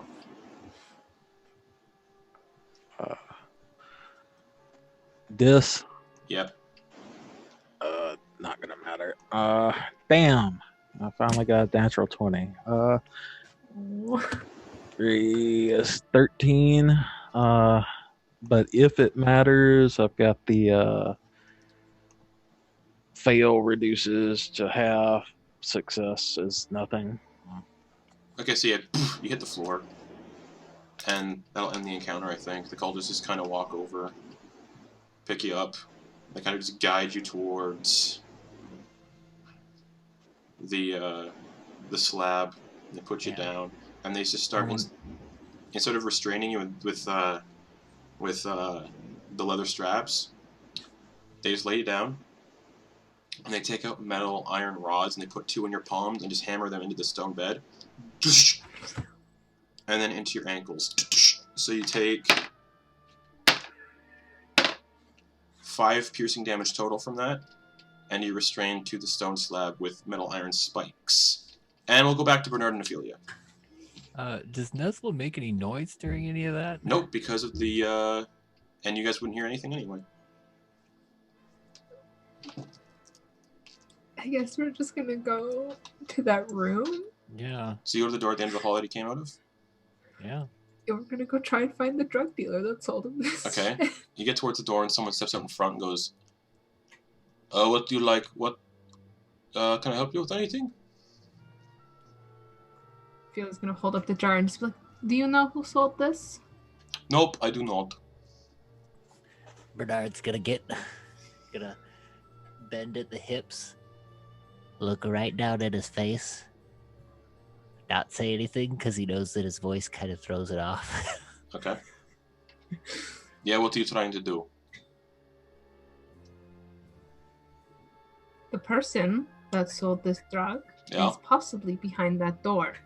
I need to get behind that door. Yeah, I don't know anything about that. Well, then why are you stopping us? Does your friend need to take a shit or something? If he does, the Ignore latrine's him. down the hall that way. Are you going to let us through the door or not? No, Why?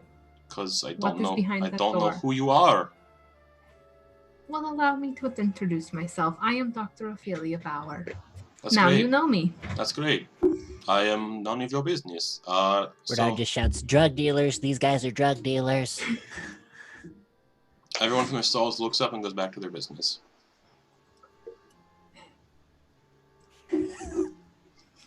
What Okay. would it take to get us behind that door, good sir? Do you know magic? Yes, I do. Okay. Well, for the safety of all of our employees down there, you'll have to drink this. And he procures 2 vials of a yellow liquid. Bernard punches What him in does the it do? face. Okay, make an attack roll. Bernard, we're trying diplomacy. I'm trying to be diplomatic. It's a 25 to hit. Yeah, roll damage. Oh man, God. unarmed strike is a D8 now. Hard. That's 11 damage. Were you trying to do this to knock him out or no? I was doing this to knock him out, not to kill. Okay, you punch him in the jaw, and you hear an audible like snap as his lower jaw breaks, and a bunch of his teeth scatter across the floor, and he drops to the floor. And the other people at the stalls all stand up and turn to you all. There's about 15 of them. They all just stand up and start drawing weapons, like swords and daggers. Shing, shing, shing, shing, shing. Nothing to see here. Nothing to see here. You assaulted one of our own!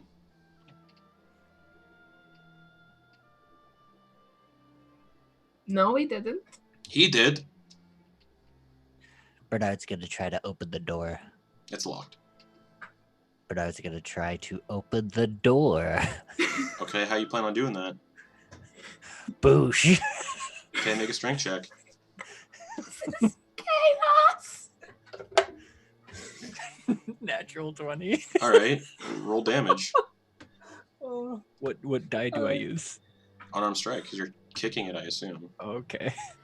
Oh my god. See, Bernard does love Nesla. 13. 13. Nice. There's a big old hole in the center of the door. I wasn't aiming for the center of the door. Okay, the door comes up its hinges and scatters down the stairs. Alright, you two are going to need to roll initiative too. Bernard. Why are you doing this? Hey, natural 20. What does that bring you to? What does it bring? I need a new piece of paper. It brings it to a 20. Okay. Bernard got a nat 1 for initiative. Amazing. Oh wait, I have You were advantage. I busy forgot. kicking the door. I have advantage. I forgot I had advantage on initiative. I got a 2. Oh my god.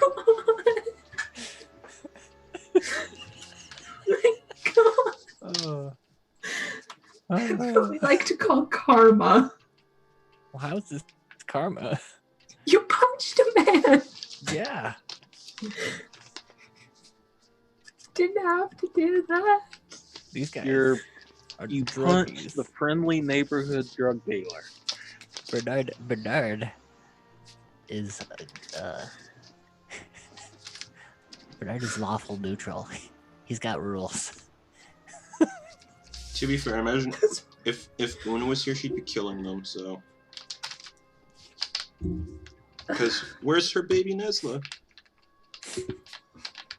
Alright, To Bernard, be you got fair, Bernard. Una was here. Bernard, what'd you get total? Just 2? A 2. Okay, cool. I should probably roll for the people upstairs too.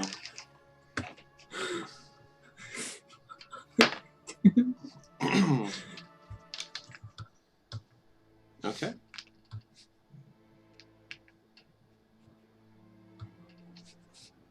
And yeah, in case I forget, Justin, Mm-hmm. Bernard still thinks this is just a brawl, so any damage he does, he's going to be doing non-lethal. Okay. So there are 12 people upstairs. They're split into 2 groups. So we're back in initiative. Well, downstairs there is no initiative because of what's happening down there. So I'm gonna actually erase everybody from the initiative that's downstairs. And I'll have stuff happening down there. Actually, no, I'll make all that stuff happen on their turns down there. Yeah. All right, who went last? Oh, we're starting new again because so it's technically not really a new combat order, but it's continuing into a combat. All right, so Nesla, you can't really speak because of your current affliction of the Feeble Mind spell. So the cultists will be audible. No, they won't because the door just got sent down the stairs and hit the other door at the bottom. So Bernard, when you kick the door down, you see it goes down the stairs and there's another door at the bottom. And it just slides into the other door and you hear people behind the door going, "What was that?" How big is that stairway and everything? It's about 10 feet tall, 25 feet down.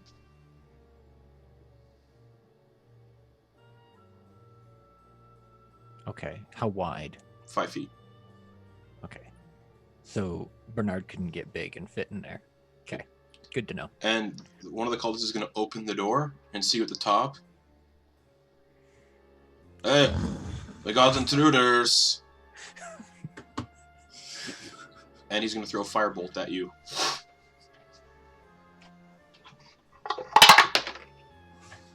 That is a 18 to hit. Does not hit. So Just Bernard just assimilates it. all right. He's gonna, all right, step back, close the door, and hear it. Oh, you can't. It's an action. Yeah, he's gonna close the door, walk away, cause I'm gonna lock this door. I don't have enough action economy. And one of the other 9 cultists that's standing by the door just goes.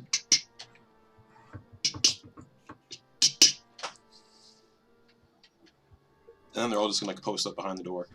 Those cultists. The dwarf, however, who's down there, you can hear him chanting. He says, "O Lord Tenebris, we offer you up this soul to keep these lands safe." And he is going to attempt to stab Nesla in the heart. Fuck. And you're restrained, so it's with advantage. Would be smart enough. Oh, that's pretty quick. That's a 22 to hit, Ah. Yeah. and it's an automatic crit. No, it's not, because you're just restrained. It's not an automatic crit. Ooh, he's trying to feed you something to make it an automatic crit.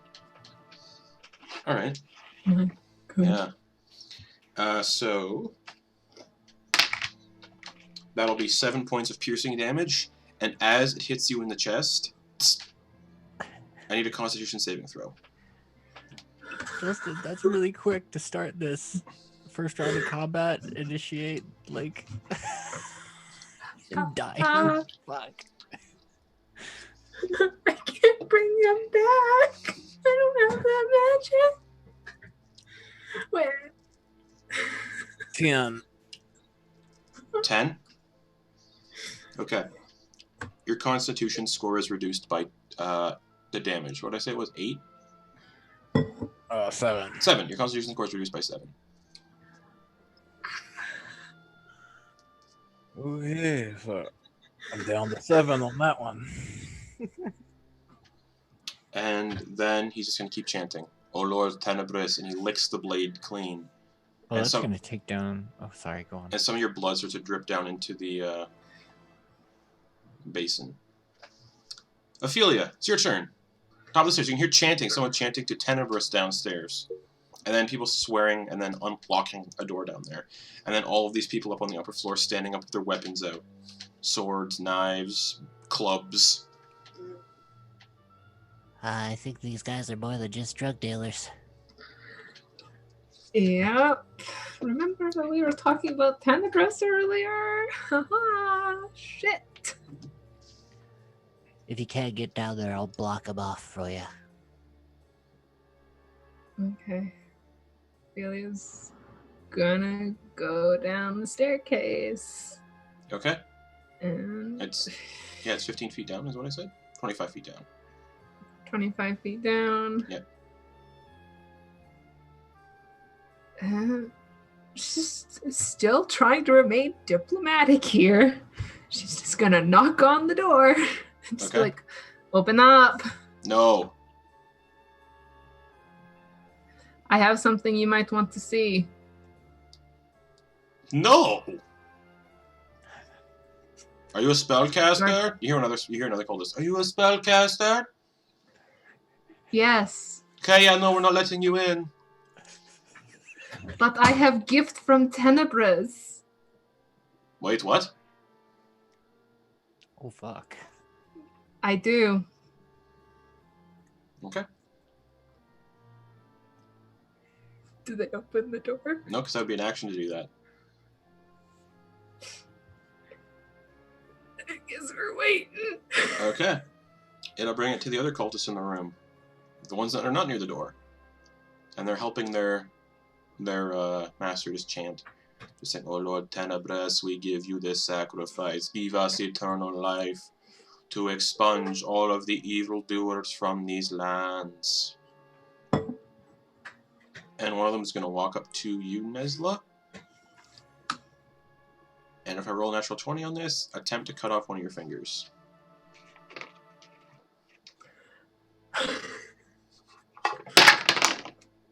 Nope. He just goes to do it, but you have a lot of fur and you can't get through it. He's like, I can't do it. It's not working. Dull knife. Fuck.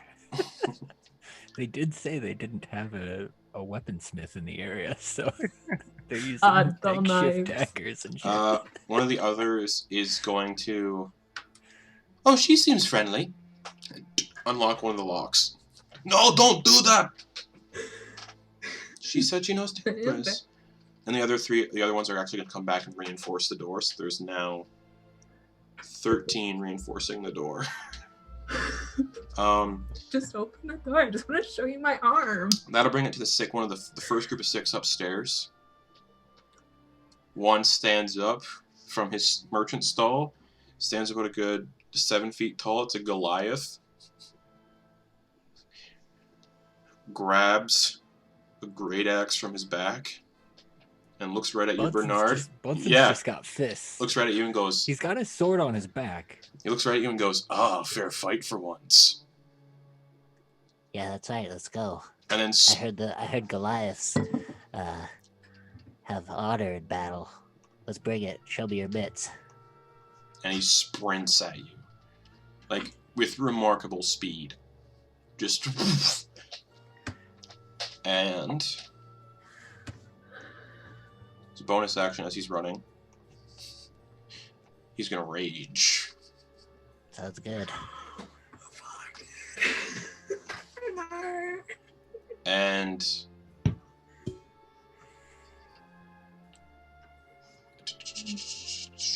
yeah, he's gonna make 3 attacks, I think. Yes, 3 attacks. Okay. So, Mr. Bernard Bunsen. Yeah. The first one is a 15 to hit, so it does not hit. Nope. Just into the wall. Like, Phil, you hear this great axe just sink into the wall of this room. Just. Fist? Isn't he using his fist? No, I said he pulled a great axe from his back and charged at you. So he's a dishonorable Yeah. Goliath. Yeah. What a dick. I can see I why love how you're... that's the point you're sticking on. Yeah. Like, usually Goliaths, they're all about, like... Yeah. Wrenches the axe out of the Fighters. wall, and then is just gonna go for an unarmed strike, headbutt. Just.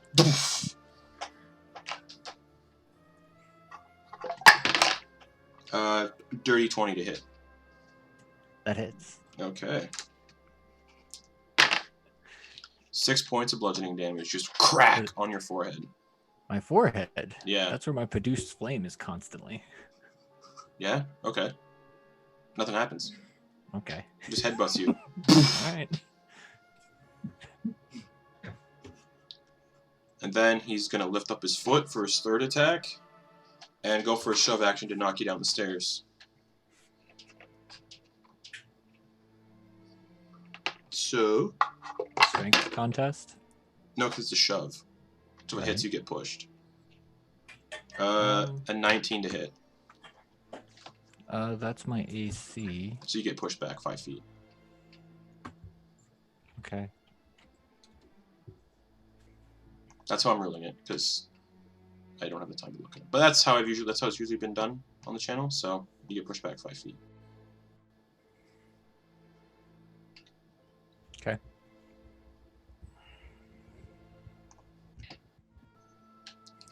Actually, I'll look it up real quick.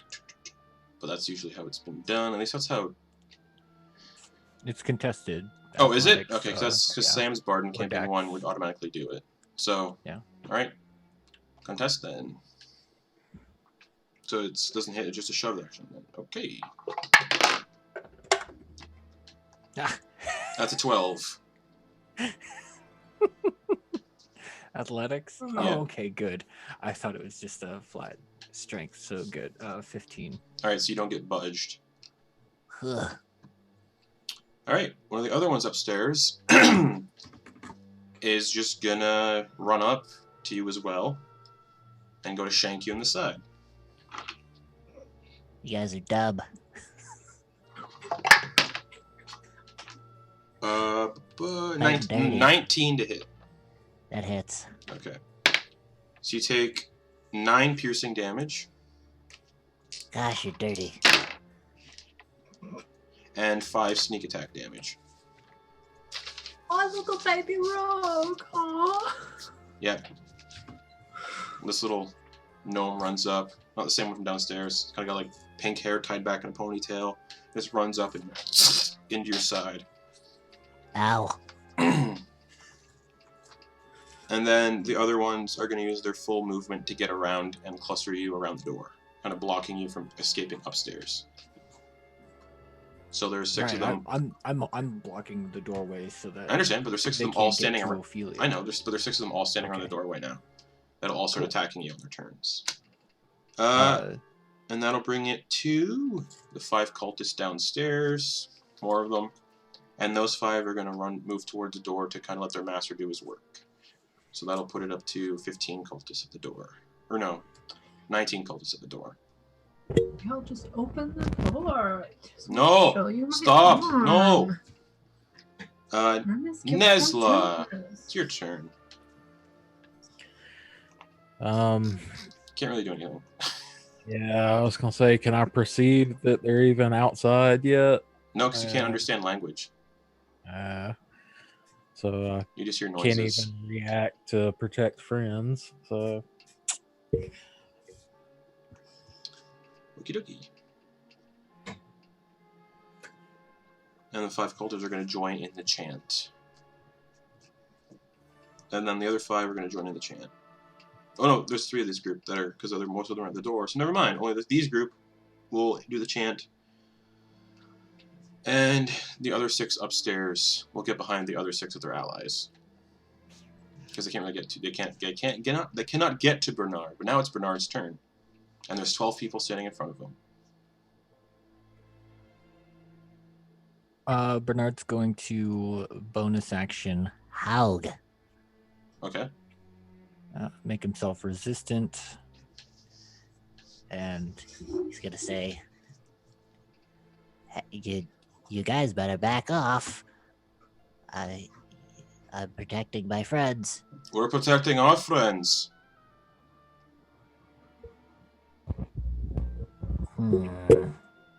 You punched one of our friends in the face. Yep.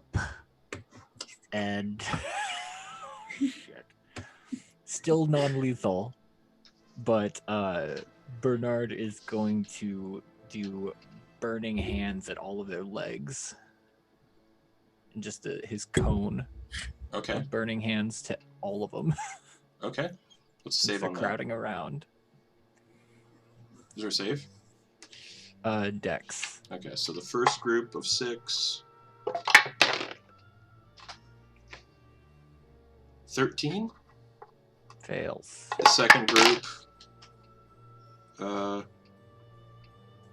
15. Fails. Okay. Okay. So they take. Ooh, that's good.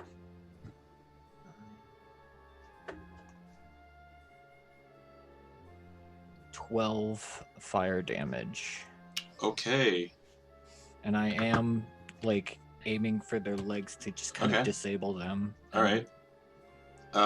Most of them, that probably would have killed them if it wasn't non-lethal. So most of them will drop unconscious with basically 4th-degree burns on their legs. The rogue and the rogue still up, and the Goliath resists. What kind of Goliath is that? So that'll be 2. All right.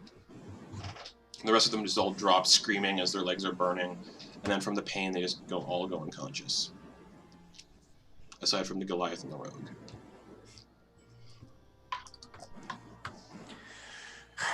All right, Just you two, huh? Let's go. Alright, anything else? That ends his turn. Okay, bring it back to the 5 downstairs. Now all the cultists, 5 cultists are going to remain in the chant. All the other cultists are going to be up against the door. Like, just holding it. Because I saw the one guy, he's pretty big. That'll bring it back to the leader, who is going to stab Nesla again in the chest. Just, Tenebris, we give you this gift.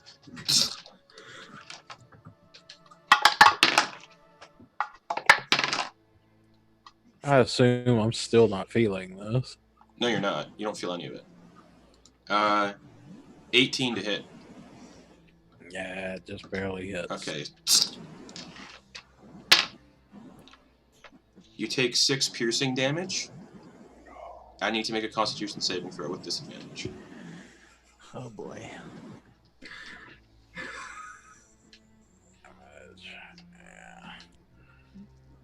Con is +2. Come on, I need some good rolls this time. Some Didn't All your about con the reduce to twos today. 7? I don't know what's up with these 2s today, but that's 4.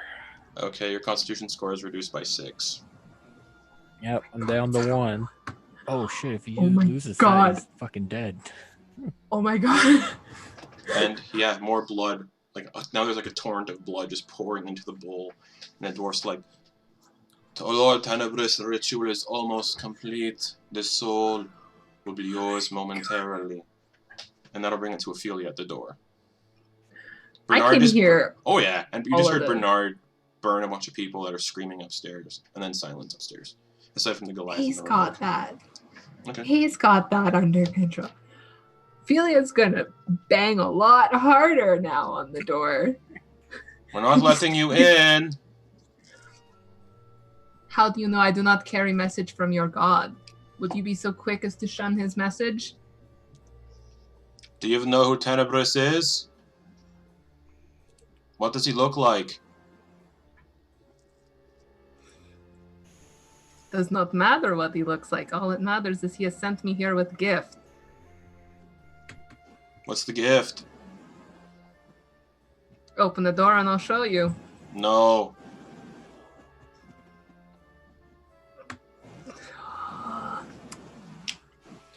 Really did not want to do this. I don't have to see the point. We already know you're here with the tabaxi that's in here. There's a tabaxi in there. Yes, our scouts saw you downstairs. What's his name? The tabaxi? Mm-hmm. Nesla. So Nesla's not dead. Cool. I don't need to see the point within range.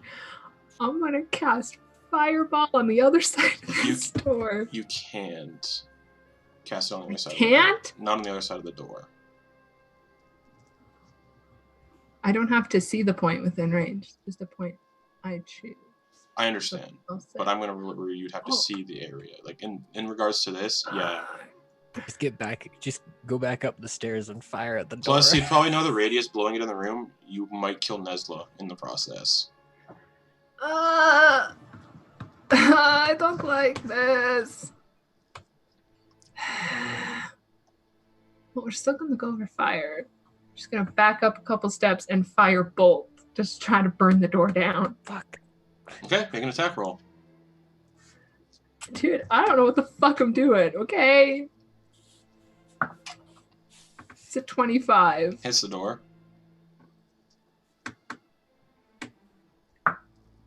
And then 13. 22. Okay, the door takes 22 fire damage and starts to burn in places, but unfortunately the firebolt spell does not ignite flammable objects.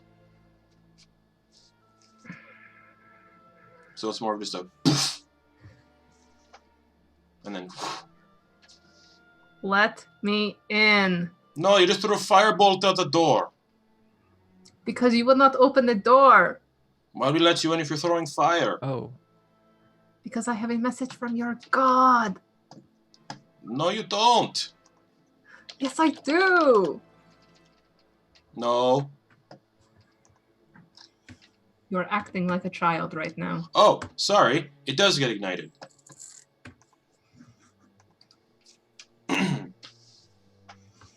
Yeah, you're burning our door down. We're not gonna open it. Well, then I will wait till it burns down. You'll probably be too late by then. Anyway, your friend will be dead. Bernard's hearing this, right? Yeah, they're not being quiet about it. Okay. Anything else, Ophelia?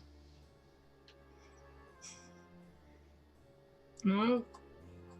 Okay. Those cultists are going to stay by the door, even though it is burning on the one side. And the Goliath is going to make 3 swings with the great axe. You look a little hot under the collar, buddy. 25 to hit. That hits. Yeah, that hits.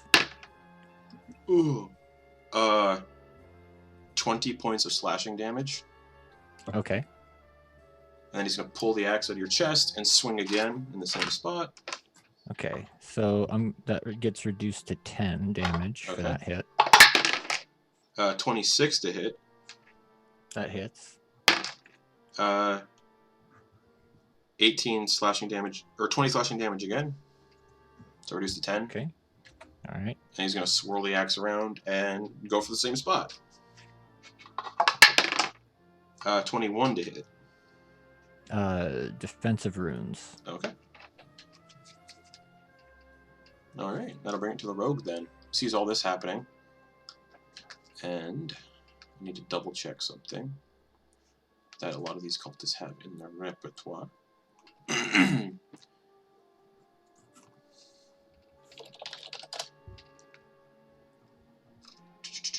What am I looking for? Here we go. Yep. Is that an action to do that?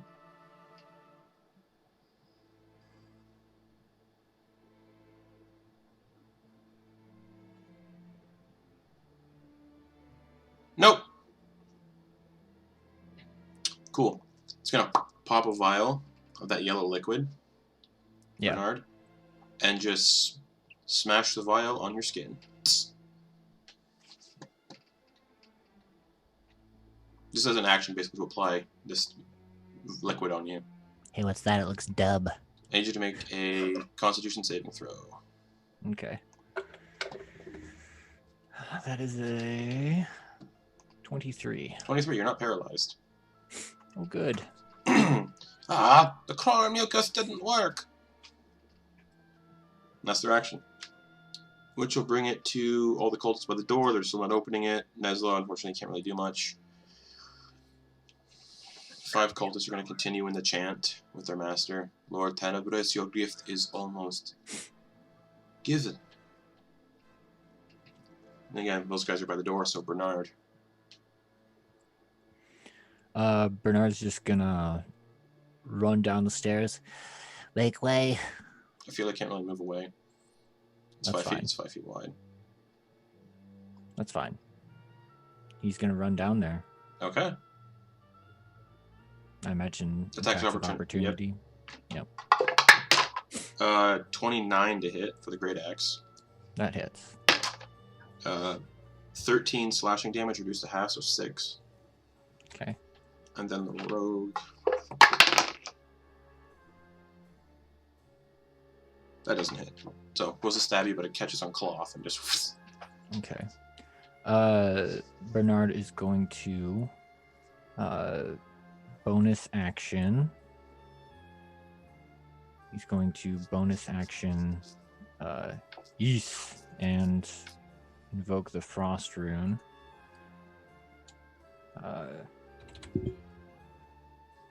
And he's gonna run down there and use one of his attacks on the door. Okay, make an attack roll. That is a 19 plus Hits. 10, Yeah, 11. That hits. Okay.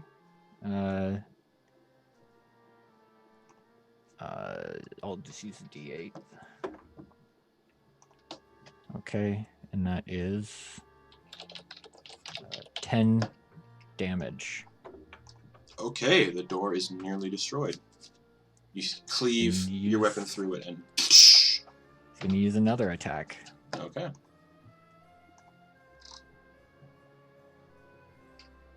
On the door. Mm-hmm. And that is a 23. Alright, the door splinters and you see 20 cultists standing immediately behind it. And Nesla strapped to a stone table, iron rods nailed through his hands and through his ankles, and a dwarf walking around with a dagger chanting. And other cultists, 5 more cultists chanting around the table where Nesla is strapped. And Nesla just seems completely out of it. All right, y'all ready to die? And Bernard is going to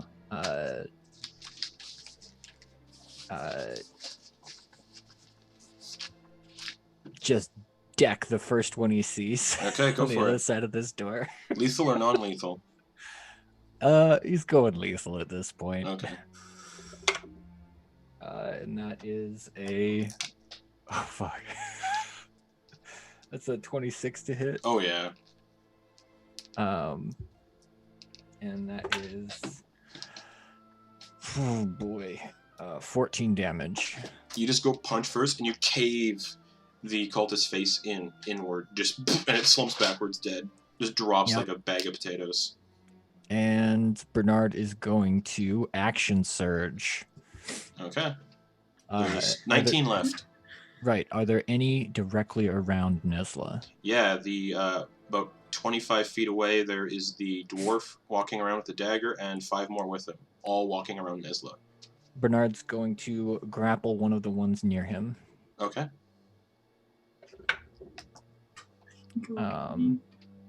I think that's a contested strength.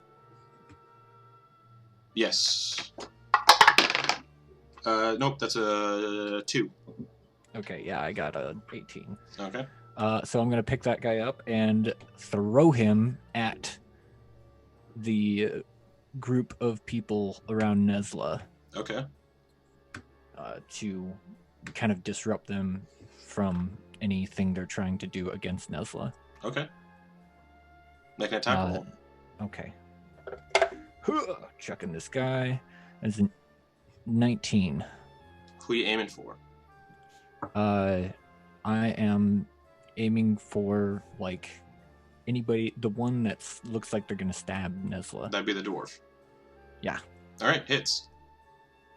So, let's see. Let me look at my damage again. Would that count as... It'd be bludgeoning, because you're throwing a body. Okay. Alright. No, I mean, like, okay, yeah, that would be Tavern. It'd be Tavern Brawler. Yeah. That is 8 damage. And how are you flinging this guy? Huh? How are you flinging this guy? Like, is it a certain action you have now, or?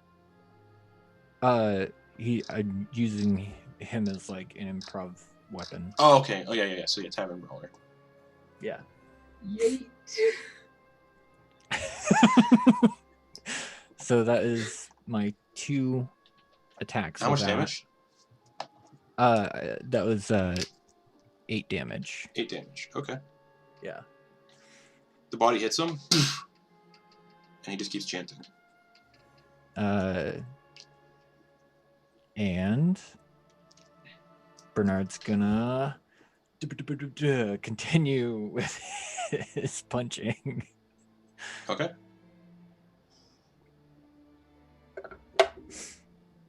So how many attacks do you get total? Because you caved the guy's face in, and you grappled somebody. The grapple counts as an attack. The grapple counts as an attack, so you have one more. I get 6 attacks because this is the last attack. Yep. And that is a 29 to hit. Yeah, that hits. That guy dies, basically.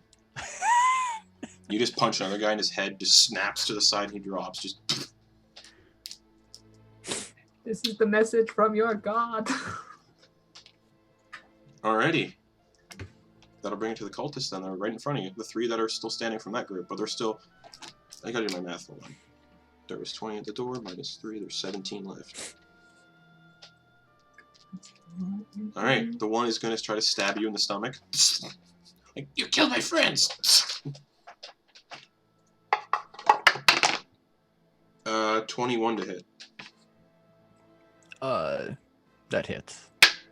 You take 4 piercing damage. Reduced half, so 2. 2. Excellent. Okay. And then one of the other ones is, because Ophelia's right there too, gonna go to stab Ophelia. Because there wasn't enough room to push her out of the way or anything. Oh. Okay. Yeah. I would have used the movement that I had to go to the other side of her. There is no other side of her. You wouldn't have been able to get through her.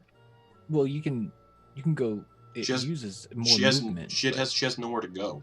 There's not enough room for you guys to share a spot. I said it was 5 feet wide. Yeah, but okay, so in my mind, I was imagining that I broke this door down, went through. Well, you wouldn't have had enough movement to go through the door. No? Because they're all pressed up against the door, clustering it. Okay. Oh, action surge does not give extra movement, does it? It does not. Okay. Thank you. So that doesn't hit Ophelia anyway. So the final cultist is just gonna... What was it? A 2 plus 3. What was it? Okay, yeah, no. So the other cultist is just gonna go unarmed strike and try to kick Bernard in the genitals. Just, fuck you! 12 to hit. Kicks you in the... He can't find it. Because you're bigger. He's like, where are they? He kicks you inside of the leg, in like the thigh. I make sure to have a lot of armor down there. That'll bring it to the dwarf. Who just looks at you and says, thank you for joining us. And then looking at you, just stabs into Nesla. 17 plus 5 to hit. 22, yeah. Nope, defensive runes, he doesn't hit. Bernard can see him. He's going to use his defensive runes and block the attack. Alright. He's going to make another one then, because he has 2. Fuck. Oh shit, maybe not.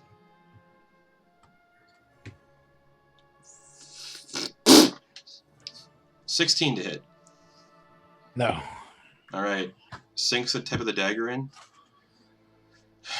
Alright. And he looks up at Bernard. Yeah, break it, buddy. That spells a reaction and a bonus action. You can't use it yet. Alright. Ophelia. Oh, by the way, the damage to the guy that I threw at him. How's the guy that I threw at him? Is he's still alive? He's unconscious, just on the ground. Okay. Alright. Just wanted to check in. Ophelia, it's your turn.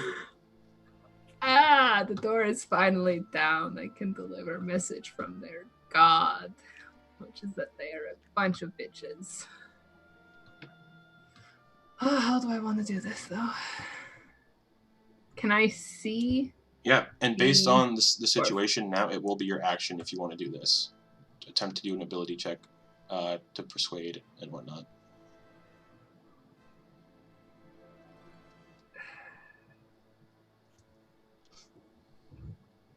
First of all, Ophelia's going to, is it Uvar? Activate that. And Mind Thrust at the dwarf, using her reaction to give him disadvantage on the intelligence saving throw. Okay. 16. That fails. It was an 18. So my good friend. Well, now they're not gonna believe you for sure now. This is the message from their god. This is 6, 4, 10, 12 points of psychic damage. Okay.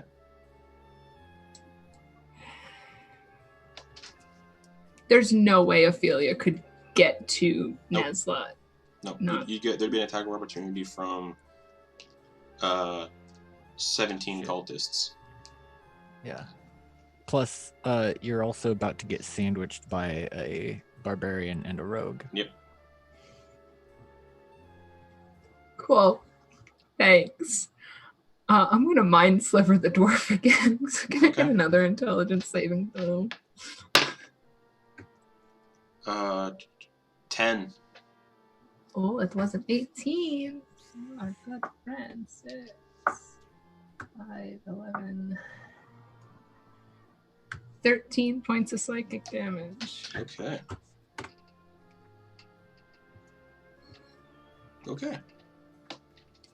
And just for flair, Ophelia is using the arm, the left arm, the limb of Tenebris. Sure. They don't If recognize you- it. You can tell they don't recognize To it. cast. Fuck. Damn it, that's the only thing I had. Anything else?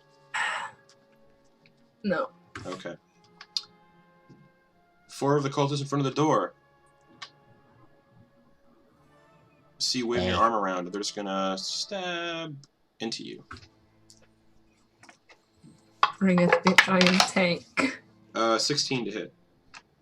Yeah, that hits. 5 piercing damage. Right in your stomach. Hmm.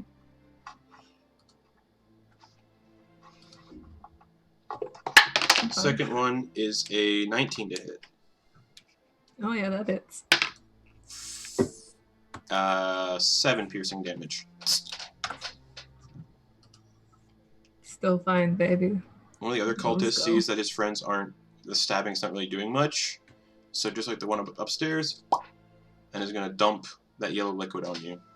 I need a Constitution saving throw. Fuck. I'm good at these,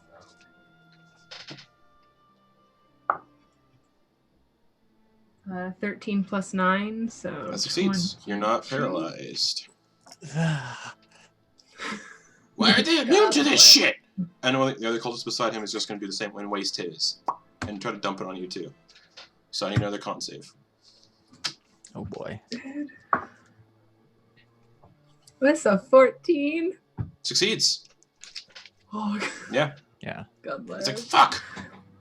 And that'll bring it to the 2 upstairs. The barbarian comes sprinting down the stairs. And is going to swing his first attack at the back of Bernard's head. Dirty 20. That hits. Okay. 8 slashing damage. 4. Yep. In the back of your head. And Okay. he's going to spin them up around and go for Ophelia. Haha, long. Dirty 20 to hit. And that hits. My good son. 7 slashing damage. Haha. And then And he's tank. going to sink it into the back of Bernard. Shining style.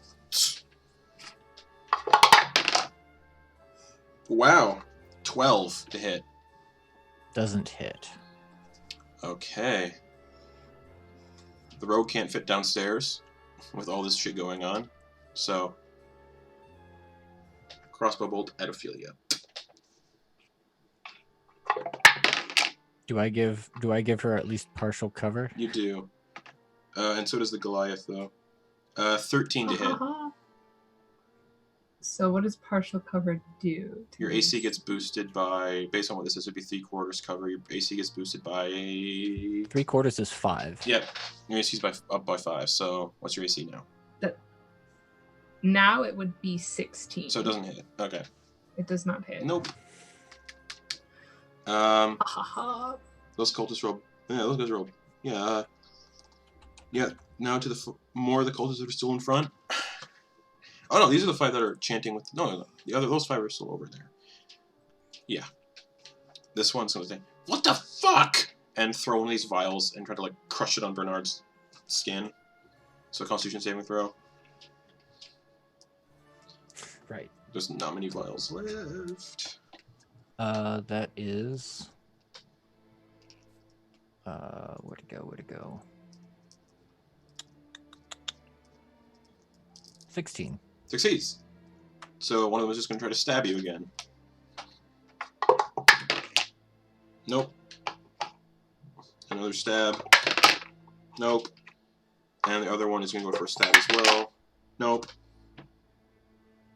Just all missing with their stabs. Like, what the fuck? Like, they can't pierce your skin. Almost like there's, like, it's made of stone. Nesla's just on the table going, mumbling and drooling. Looks a lot like how Bernard looked earlier. Yesterday. Yeah. The 5 cultists chanting around see that things are getting a little dire. So one of them is going to try to stab into Nesla, just with their dagger. That's a 22 to hit. That hits. Yeah. So you only My take... turn hasn't come around yet. You take 5 piercing damage. And these are just normal daggers we're stabbing you with, these guys. So, yeah, just 5 piercing damage. Alright. And then the other one's going to go, hold on a second. And put the yellow liquid on your fur. I need a Constitution saving throw. Oh, Nesla. Fuck. With disadvantage. Come on, not a 2. Well, it wasn't a 2, but 8. 8 unfortunately fails. Hold on a second. Are you immune to poison? Yes, I am. So you don't get paralyzed, because it's a poison that they're trying to do to you. So nothing happens. He's like, what the fuck? Oh, thank goodness. God. So yeah, Bless. the other 3 are just going to go for stab attacks into you. Just try to stab you like, this is not working right. 18 to hit. Barely hits. Yeah. You take 7 piercing damage.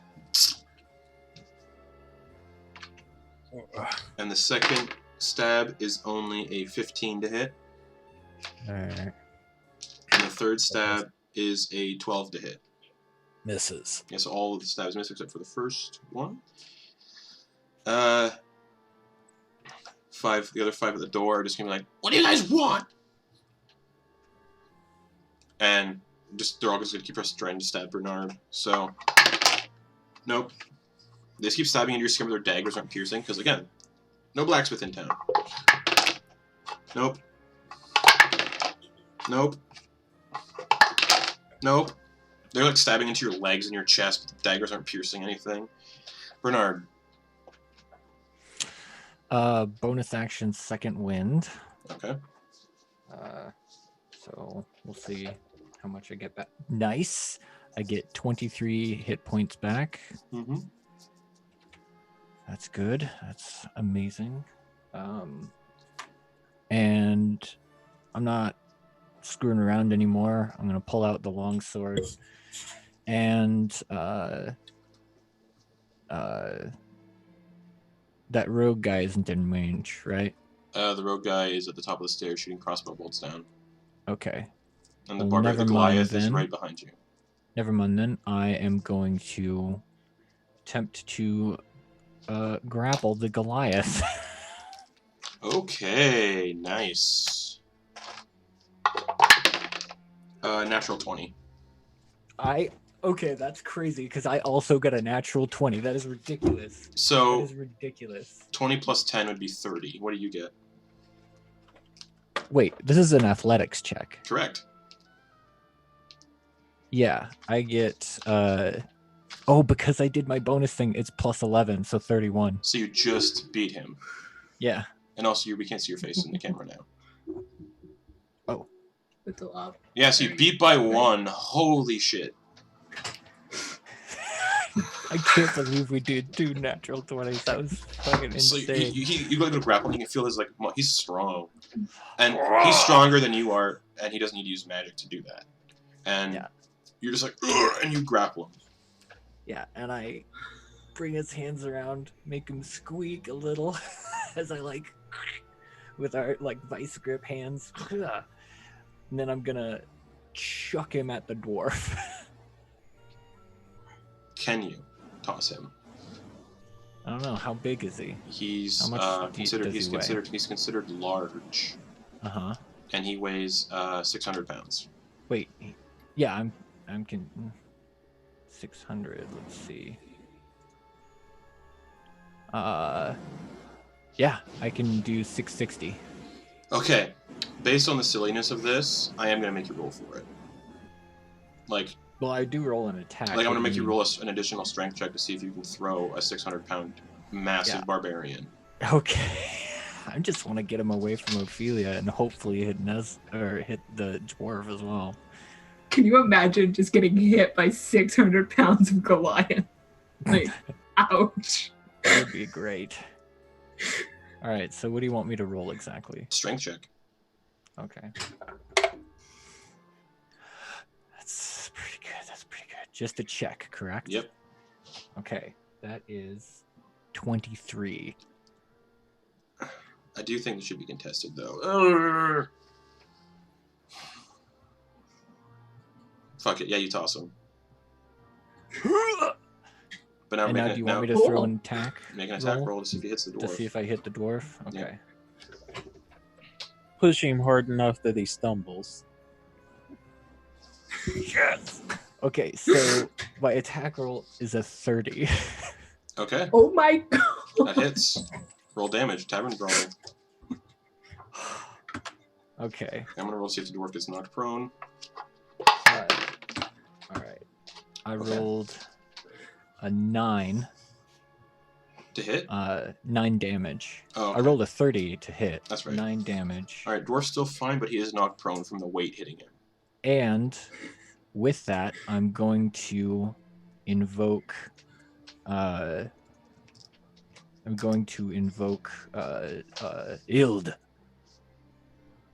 Okay. With that hit. So when you hit a creature with the attack, you can invoke a rune to summon fiery shackles. The target must succeed on a strength saving throw. Okay. Or be restrained for 1 minute, taking 2d6 fire damage at the start of each of its turns. So strength saving throw. Sure. I'm looking up something real quick, though.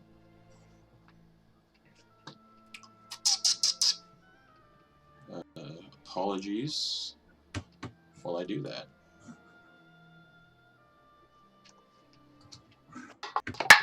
Dude, I just need to get in there and touch your feet.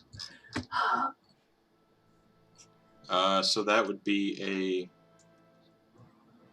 22. For the strength saving throw? Correct. Okay, balls. All right.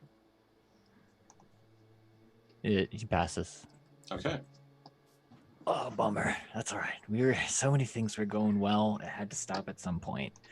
All right, so I have one more attack I can make because I used a grapple and Man, then I rune threw knights him. are silly. So that's 2. So that's 2 attacks, and I'm going to make my 3rd attack on the closest person to Ophelia. Which would be the barbarian. The barbarian. Oh, he's gone. Yeah, it'd be one of the cultists then, yeah. Did the barbarian take that damage as well? Yeah. 9 damage? Yeah. Okay, so both the barbarian and the dwarf took 9 damage? Yep. Okay. And they're From both 600 pounds being thrown. And they're both currently prone, yeah. Okay. My god. Okay, yeah, I'll attack, I guess, the nearest cultist to Ophelia. Okay, make an attack roll. Alright. And that is... Gosh, I'm rolling pretty decently. That is a 28 to hit. You cut that one in half. At the middle, just... Bernard's angry, guys. That ends his... Well, he wants to use his movement to... Should I put myself between her and the rogue, or her and all of those guys with daggers? No, make a decision. Whatever you want to do. I'm tank. I'm fine. Don't worry. She has low AC, so I will stay between... I will move in front of her and put myself between her and the big group of cultists. Okay. No, I can't get it to And that'll end your turn, right? As long as I can get into the room enough to where... Probably. You probably can get 5 feet into the room based on how many you've carved away. Okay, good. Then yes. So Nesla's 20 feet away. And the dwarf is as well, and so is the Goliath. Great. All right, that'll bring it to the 2 remaining cultists. How who high are is the ceiling in this room? Sorry. 15 feet. Excellent. So the 2 cultists are just going to run away and go gather around the slab. So you get an attack of opportunity against both of them. Well, I can only use Oh, that's one right. of Only my on one of them, actions, yeah. so I'll take a swing at one of them. And that's a 30 to hit. Yep, and you cut that one's head off as he runs away. The other one gets away and gets next to the slab. And when he gets to the slab, he's going to throw a dagger at you. Just...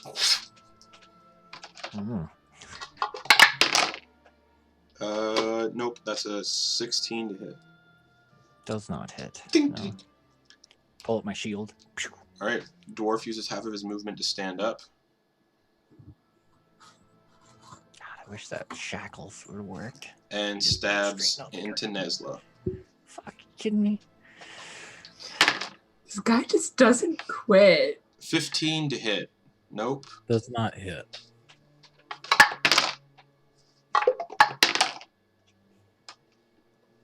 $17 to hit.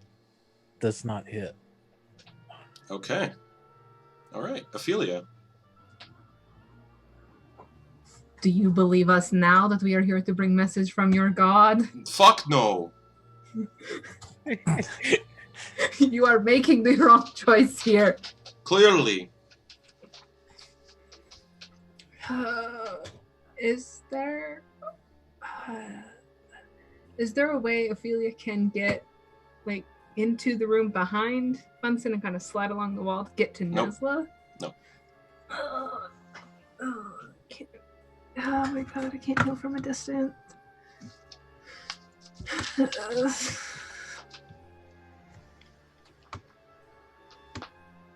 Yeah, Okay. you wouldn't have enough movement to get there. Because it'd be difficult trying to get through everybody. I am.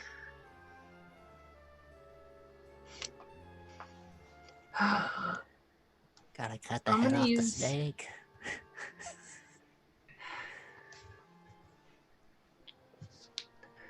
I'm gonna use Ray of Sickness on the dwarf.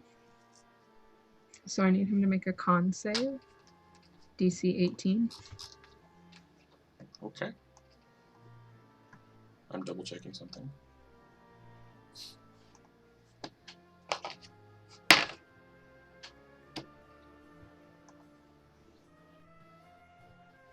Oh, I also need to make an attack against him.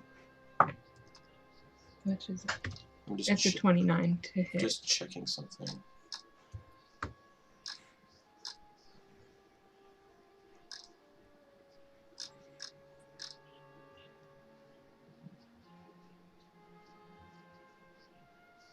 Oh, he has advantage because he is a dwarf. 23. Okay, so he's not poisoned, but I did roll a 29 to hit. Sure. So that he will take 3d8 poison damage. Okay. 3, 7, 10, 15 poison damage. And it seems like he shrugs it off a little bit, almost as if he's resistant to it. Fuck. So he takes half. Well, can't really And do now you much learn, else. now Ophelia might know that dwarves have resistance to poison. Wait, aren't you married to a dwarf? Oh shit, yeah, I am. Yeah. So you would have known that. So you can still do it if you want. I think knowing that, probably not. Okay. So we're just gonna go with the classic mindfuck combo then. Sure. With this, so I need 2 intelligence saving throws. First one is a 15. Second one is a 21. So they will succeed on the mind sliver, but they will fail on the mind thrust. This does 36, 2, 6, for 7 points of psychic damage. Okay. If you're Tenebrous, you wouldn't be attacking us. I am preventing you from making a stupid decision. Alright, anything else?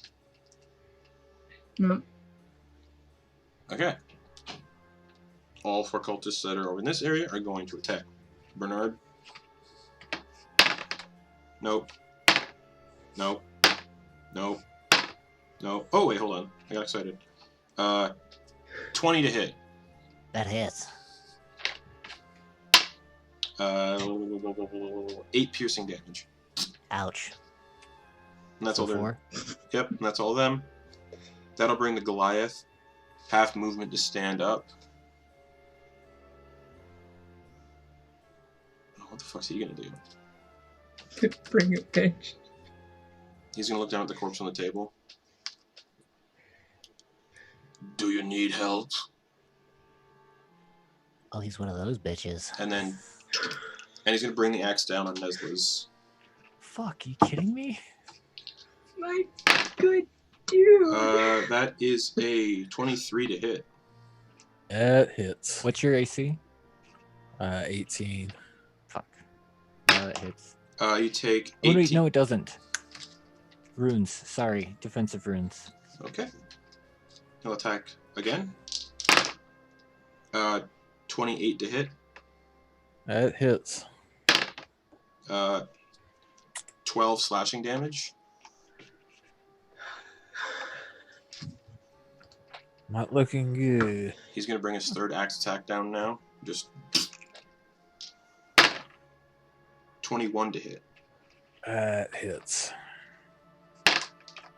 Oh, rolled a 1 on damage, so that is 6 slashing damage. I have 4 hit points left.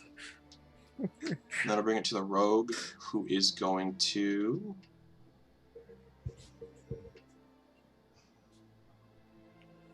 race down the stairs now and go to stab Ophelia. Bring it, bitch. 18 to hit. Yeah, that is. 7 piercing damage. Mm-hmm.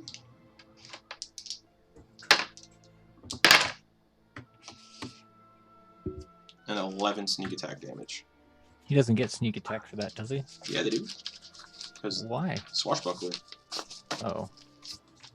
Well, I'm next to her. doesn't mean anything. Yeah. Swashbucklers are different. No, swashbucklers, they have to be by themselves. They can't have allies next to them. No, they can have allies next to them. Let me double check. No. Oh wait, no, you're right. Enemy You has meant to be by that's themselves. right. All right, so don't mind the sneak. Never mind the sneak attack. Sorry. Sorry, Um, Justin. And yeah. It's all Still good. thinking.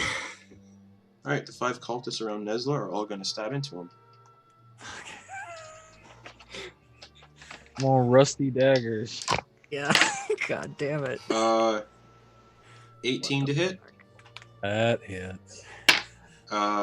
7 slashing damage or 7 piercing. If it goes through, I'm unconscious. You're unconscious. So that'll be the second cultist is going to make a stab. 11 to hit. I rolled an 8 on advantage. No. Alrighty. Third cultist stab. 18 plus 3. 20. Yep. 21.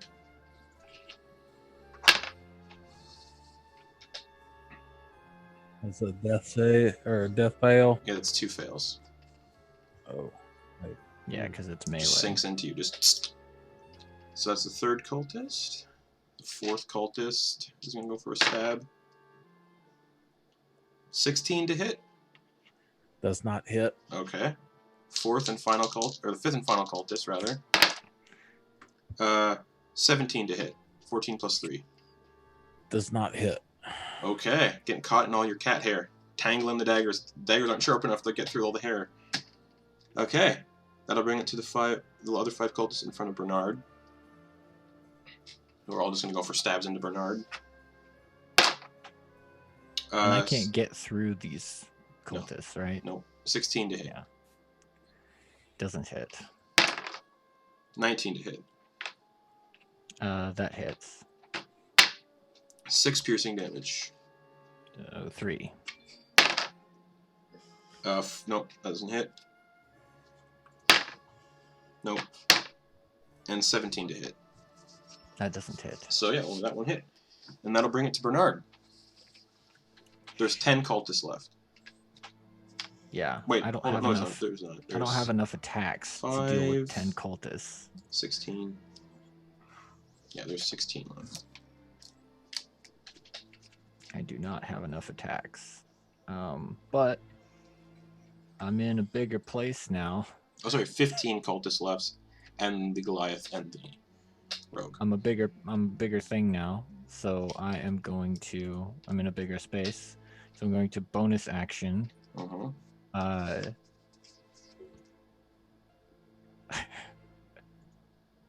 In a bonus action, get huge. Giant okay, so smite. you hit the ceiling. Your head's scraping the ceiling. Well, it's a huge. It's a 10-foot. No, larger 10. I don't get huge. It's large.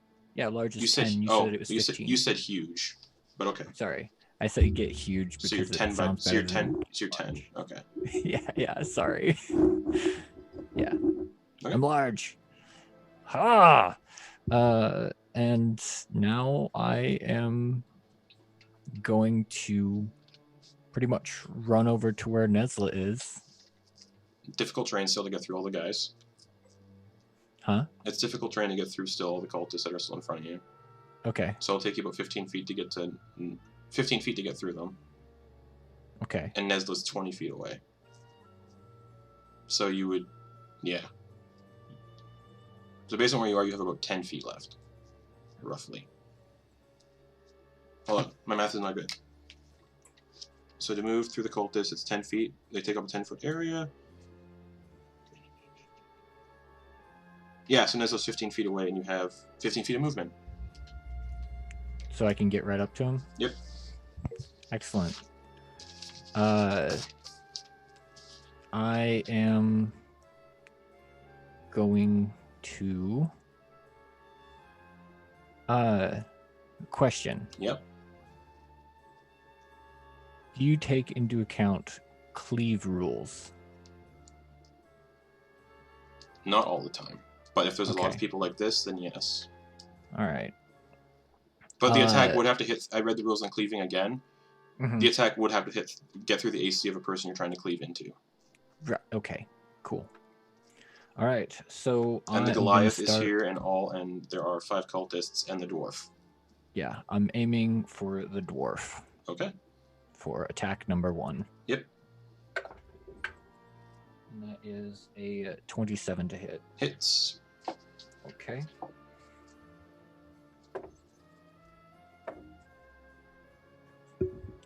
That is 12 slashing damage. Okay. Second attack is a 29 to hit. Hits. And that is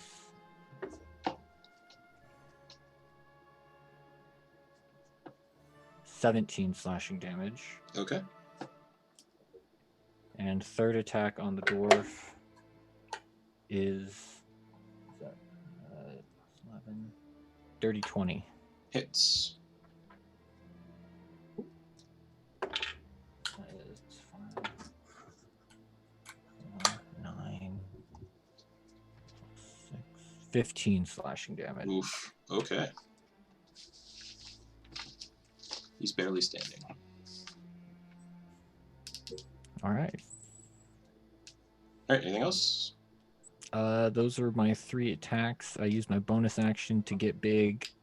Fuck, we should have been attack for opportunities when you moved. You can do them right now if you want. So that'll be 6. Nope. Nope. Nope. 19 to hit. That hits. So 5 slashing damage, 5 piercing. Yeah. Reduced to half, so 2. 2. Okay. Nope. Nope. All right, only 1 hit, Cool. and that'll bring it to the cultist who ran away from you. who is going to continue to get away from you. He's not in attack range, so he just runs away to the far end of the room and just throws another dagger at you. 18 plus 3, 21. That hits. 3 piercing damage, reduced to half 1. Okay. And I'll bring it to the dwarf. He's going to say the ritual has to be complete. No, shut up. No, it And doesn't. he's going to try to stab into Nesla again. Oh, natural 1. But he gets advantage because Nesla's restrained. Nope. First attack doesn't hit.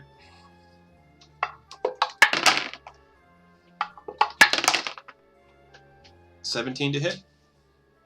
No. Okay. Ophelia. The rogue is now right in front of you. Well, yeah, stabbing you.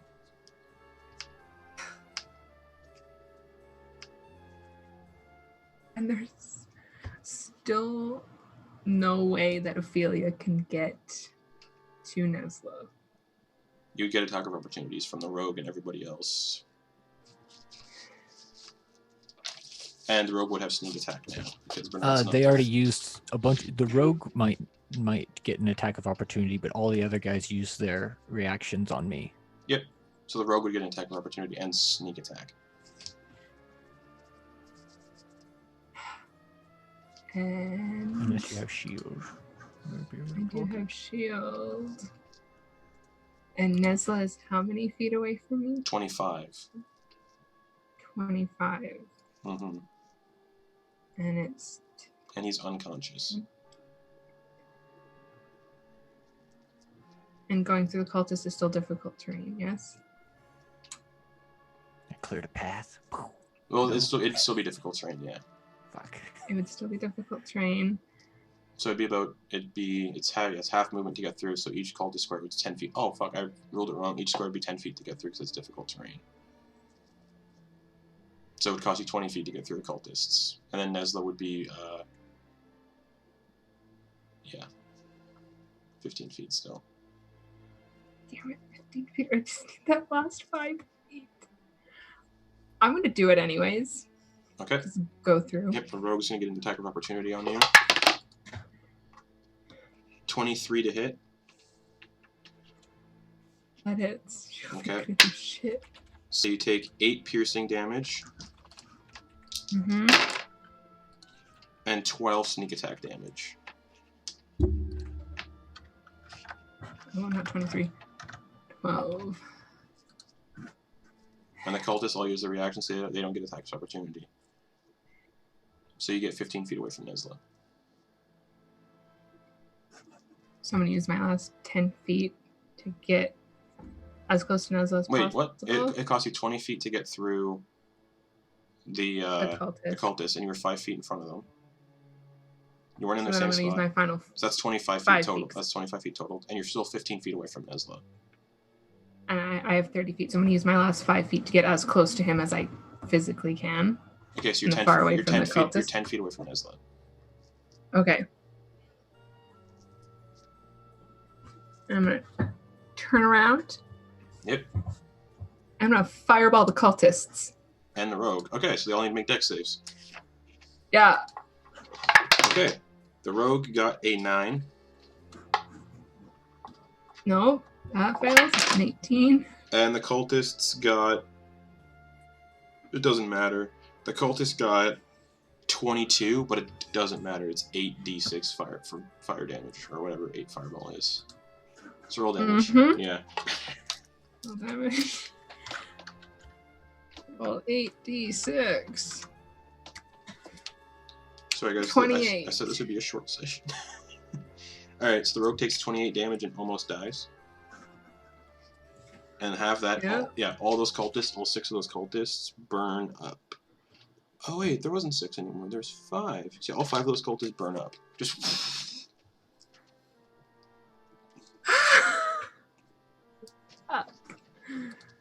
Alright. They don't get their turn now. Alright, anything else?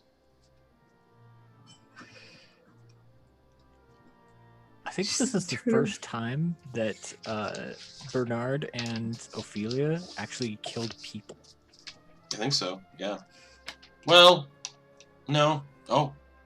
Yes. That's right. Probably. Yeah. You don't know her past. Just say. At least within the campaign. All right, that'll bring Within it the campaign, yes. to the Goliath and the Rogue. The Goliath is... Oh, fuck. Bring it, bitch. We have a mission. Yeah, what do you think's gonna happen when I... Oh, dang it. Doesn't matter. The mission's complete. He's gonna make 3 attacks against Nesla. No. That's dumb. 25 to hit. Stop.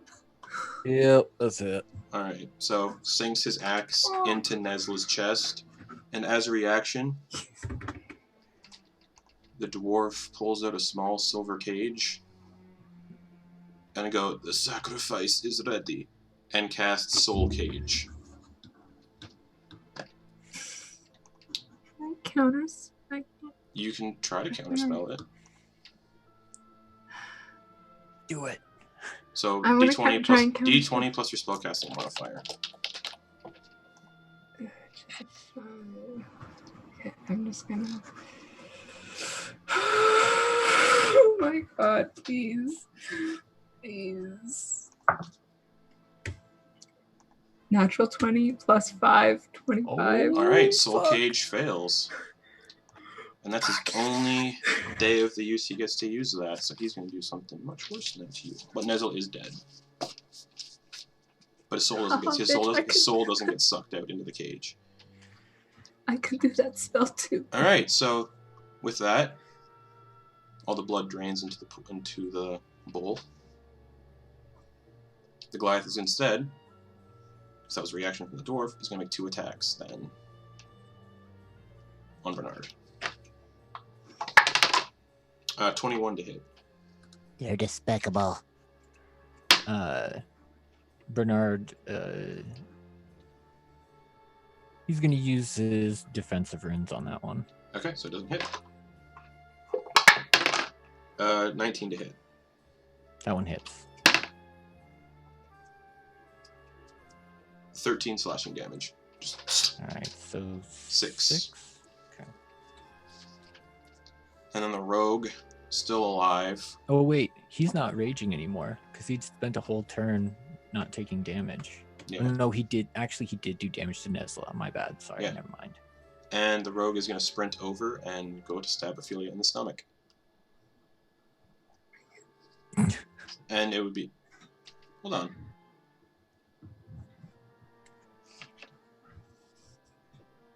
Trying to think here.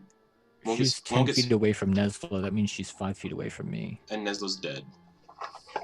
Right, but that means I'm still next to her. She doesn't get sneak attack anyway because she used it as a reaction this round.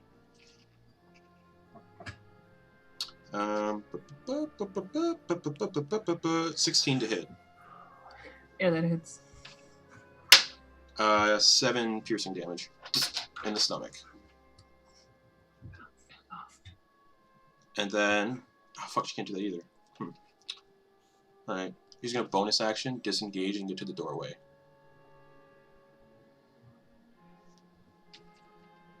And that'll bring it to... the cultists surrounding the table. And every single one of them is going to take their daggers out and just slit their own throats.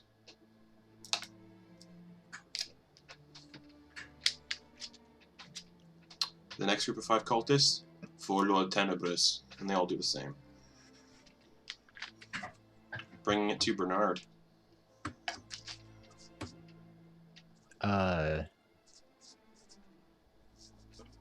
Did that include the dwarf? Nope. Not his turn yet.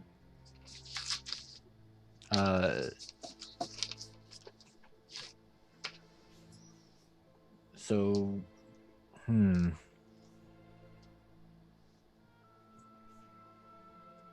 Bernard's gonna pick up Nesla's body. You can't. It's bolted into the table. Bolted, right? Yep, It's through bolted. the arms, through the hands, and the ankles. So these bolts, They're made of stone or iron. Right. But what do the ends look like on them? Are they just like rods or what? They look like railroad spikes almost. Okay. So they're like nails, so you couldn't Yeah. just lift and No. pull them off. Nope. Okay.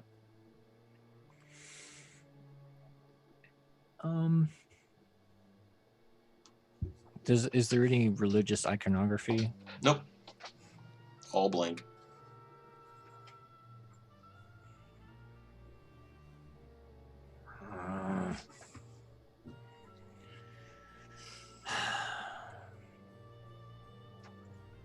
I don't want to be dumb.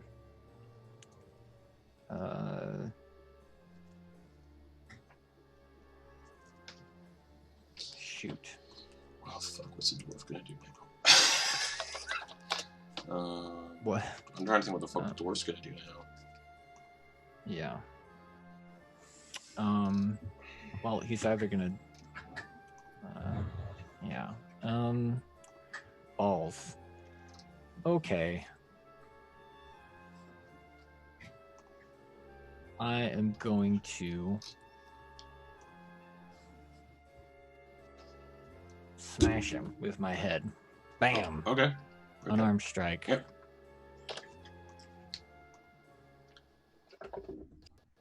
For a natural 20. Yeah, max damage plus. Yeah. Oh, that's funny. Damage. So that's 10 plus 9, so 19 damage. 19 damage. How do you want to do this? Even though he's Uh, the glass will be here, but how do you want to do this? I headbutt him to pretty much knock him out. Okay, As as you do that, he's like stumbling back. He just says, "I'll be back." Yeah, sure. You're just knocked out. And then he's gonna use a bonus action to grapple him. Okay. And then Well, he's dead. He's already at 0, so you. he's can not do- dead. It was non-lethal. He's I used unconscious. it- He automatically fails to grapple. He's talking about he automatically fails. Yeah. So So he's yeah, okay. So I'm gonna use my bonus action, grapple him, and then I'm gonna use like I'm essentially gonna use like bits of him to hit this other guy with. Okay. Or no. You know what? I won't do that. I'm just gonna hit the other guy. Okay, so you just headbutt this guy and knock him unconscious? Okay. Yeah. Okay. And then I'm going to yeah, I guess go to town on the barbarian with my other 2 attacks. Okay.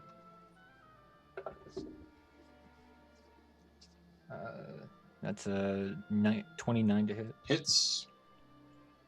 Okay. That is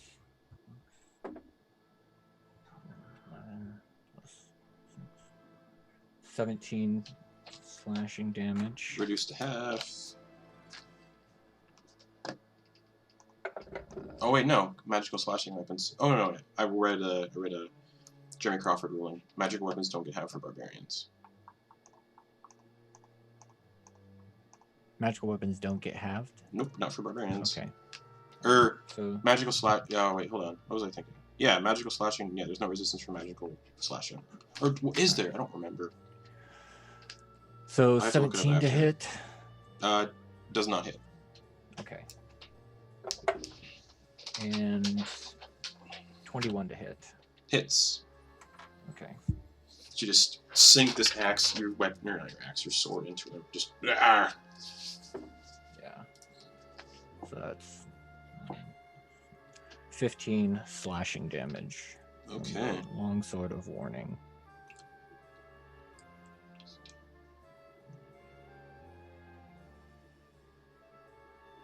Okay.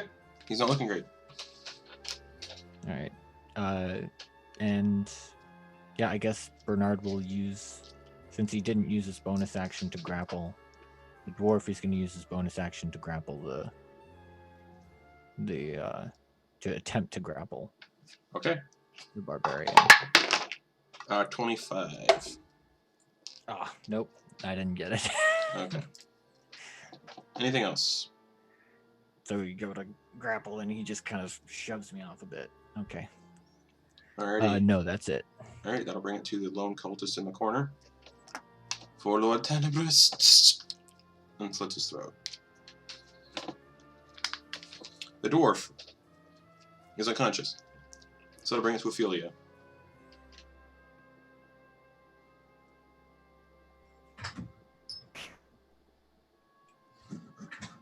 It's just the Goliath and the rogue right now? Yep.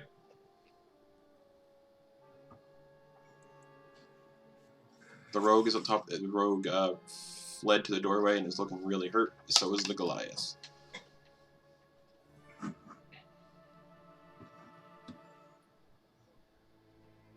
I'm gonna firebolt the rogue. Okay, make an attack roll. So you just at the doorway. Fuck off, my good dude. 18 to hit. 18 hits. Roll damage. Where's my 10? 8. Dead. Had 7 hit points. How do you want to do Oh, this? cool. It burns. Okay. Yeah. Burns! Just screams as just a pile of blackened bones fall to the ground. As it burns, an infernal fire rages in Ophelia's eyes. She is mad right now. Okay. Just mad, but yeah. Anything else for Ophelia? Cantrip action.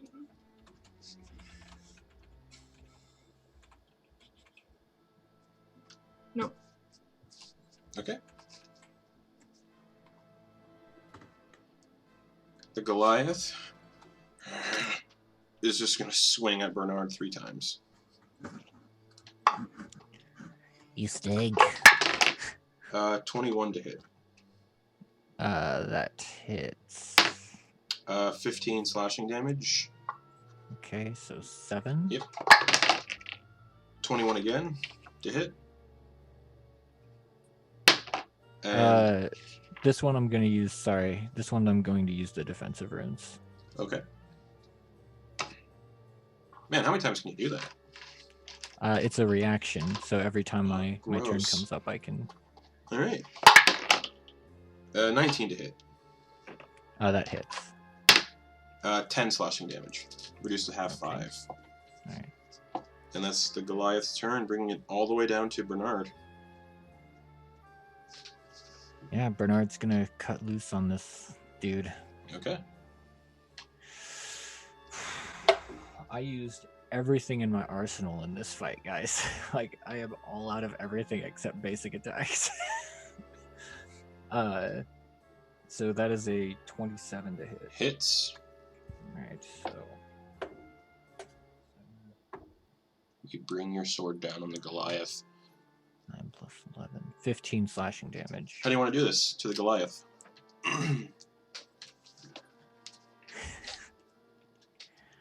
I said not to do anything. Ugh, you could have been honorable. You stupid. Ugh. And he just, just pretty much takes him out Okay. at the side. He doesn't, dismember or anything, but, digs in way too deep into the abdomen. Okay. From an angle. Yeah, and just hits the ground and entrails kind of just snaking out. And you look around, and some of the cultist bodies are starting to change that weren't incinerated. Ophelia, we gotta move fast. You gotta get Nesla. They all look like the dwarf now. What'd you say? All of the bodies that are dead now start to change, except the incinerated ones, because there's nothing there to change. Except the rogue and the Goliath. The cultist bodies, So now Nesla's body's looking like a dwarf? Too? all the cultists look like the dwarf.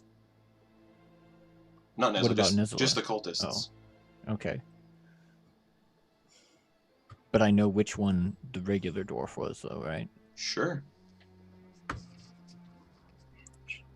Get him out of here. Yeah, we should get Nesla out of here. Yeah, the dwarf's laying on the ground unconscious. right. Do we see any means of removing Nesla's body from this setup? You would just have to pull the nails out.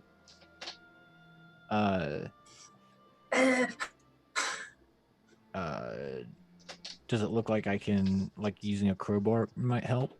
It looks like you can use your hands as an action to do it. Right, but so it's like. Oh no! Wait, yeah, you're right. Sorry, yeah, no, you'd have to use a crowbar to get them out, Okay. or a leveraging device. All right. Yeah. I do have a crowbar as part of my initial adventuring gear. All right, it'll take you an action for each one. So 6 seconds, 12 seconds, blah blah blah. Yep. I just knocked that other guy out. I don't know if we should kill him or whatnot. I don't know where all this blood is going to.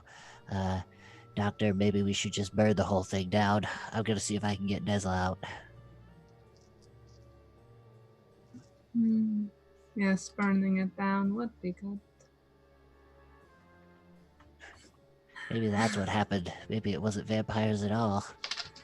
And you start to watch as you're prying the bolts out. Yeah. You start to watch a lot of the cultist bodies start to bubble and dissolve and seep into the floor and disappear. Like it looks like the blood is like disappearing, just disappearing. And the blood in the bowl also disappears. No, Doctor, I hate to say I told you so, but I kind of called being uncomfortable at the very beginning. Yeah, when that phlegmy little guy was accosting us, and we should have just left then. And as he's pulling on these nails, he's like, yeah, that's why I agreed and said we should leave. I sided with you. What? I'm thinking that noise. And just a massive shadow kind of like rises up out of Nesla's body and fills the room where all the blood has been. So like almost like shadows are being pulled out of all the blood. And you can faintly see a face in the shadows, and it says, "Who are you?" Ah, shut up. Sword. Nothing happens. Just right through the black shadow. Who are we? Who are you? I am Lord Tenebris, freed from my restraints. You the bitch that gave me this arm? Oh, interesting. And disappears. Yeah, that's right. You better run. Dang it. Dang it.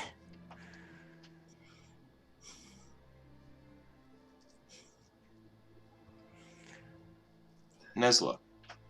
I'm so sorry for how long you've been silent. You're floating in a pool of water, and everything's dark around you. And there's a gaping wound in your chest. You can see, like, into your rib cage and see your heart not beating. Like, you're basically, you've been, like, cleaved open. And looking around, images start to appear, and you see Bernard and Ophelia standing beside you, but they're wispy and ghostly. Doesn't like the vision at all. And there's a shadowy figure standing in the distance, and it's approaching, and you can hear it walking on the water. Just dip, dip, dip, dip, dip. Can I move? Yeah. You think of sitting up, and you just kind of just float upwards. Yeah. We'll walk on the water towards it. Okay, you get in front of the shadow, and it's wispy, but it kind of looks like you a little bit.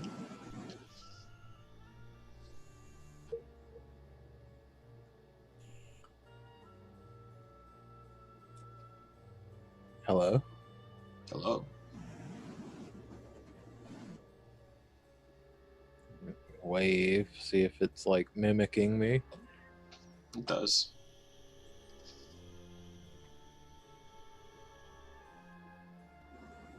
Yeah, it waves back. Reach out and touch it. Yeah, you touch it, it touches you. Like your fingertip. What are you seeking, Nesla?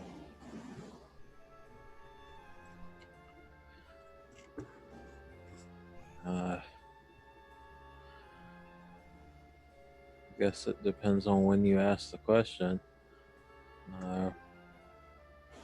Right now, I'm gonna look back, like where I came from. And Bernard and There- Ophelia are just like working on a slab that has nothing on it, but it looks like they're working on it. And then they turn to speak to something, and you see Bernard slash at something, and then Ophelia lift her arm up, wave it around.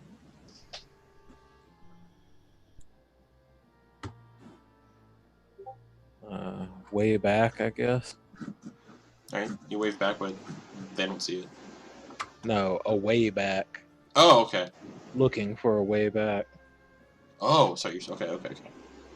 You're looking for a way back? Always.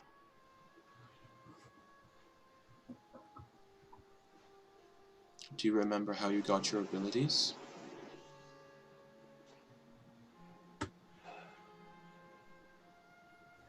Master Kai.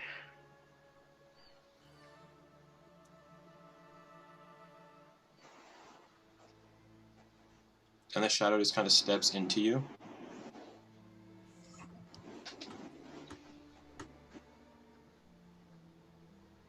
And you look down and your chest closes. But you don't feel a heartbeat.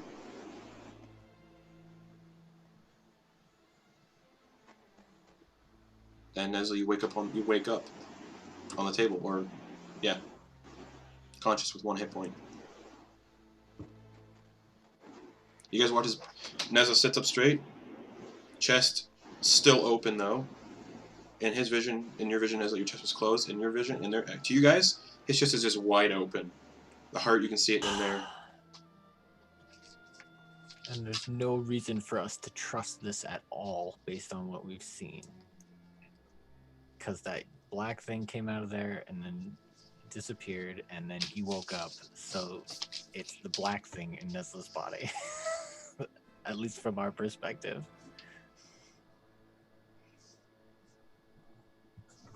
Fuck. I assume I'm still not feeling anything. Oh no! All the spells that happen to you are basically you can basically get reset, so you're no longer feeble-minded. So you can basically hit long rest, but then just set your hit points down to 1. Okay, so even the no pain drug has worn off. Yes. Am I feeling it?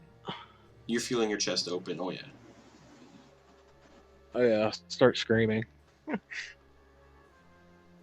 Yeah, you guys just stand there, you see Nesla sit up, and then just start screaming like. Aah! Bernard raises the sword and like holds out a hand because he's not quite sure whether to kill this thing or not. Nesla? Ophelia, you hear a voice in your head. Oh, hello.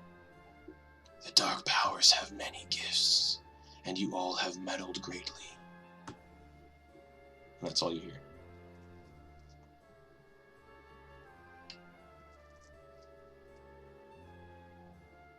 Nesla?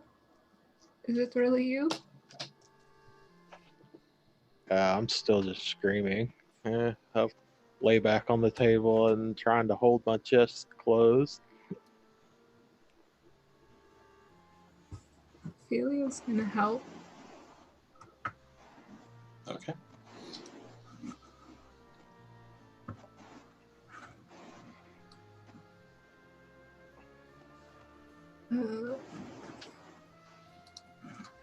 It's okay, Nesla. It's okay.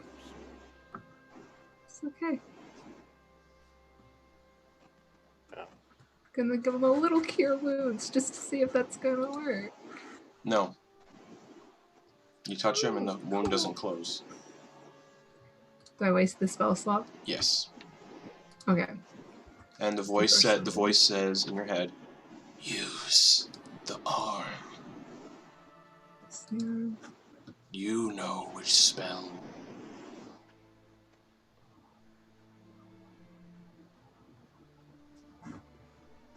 And Bernard's gonna look down at that dwarf. Okay.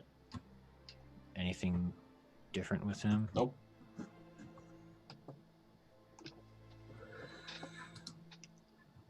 Ophelia's gonna look at her arm Mm-hmm. and just put the Yeah. arm And over the hole. Okay. Bernard doesn't see any of this because he's tying up the dwarf. Okay. What spell are you a casting rope. through the arm? There's 3 spells. Regenerate. Okay. You cast Regenerate through the arm. Mm-hmm. Nesla, you roll 48 plus 15, please. Ophelia? Yeah, 48, and then add 15 to it. 6, 10, 12. 12 plus 7, 19. Alright. Plus 15, 24. 24. Wait. 19. 34. 34, that's right. So Nesla, you get 34 hit points, and you watch as the chest wound closes, Ophelia. And the ribs kind of regrow where they were cut and kind of stick glue back together and regrow, and the chest wound closes. Nesla, you don't feel your heart beating yet.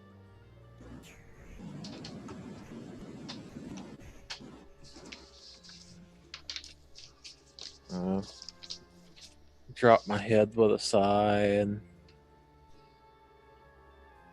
just give them big old kitten eyes to Ophelia.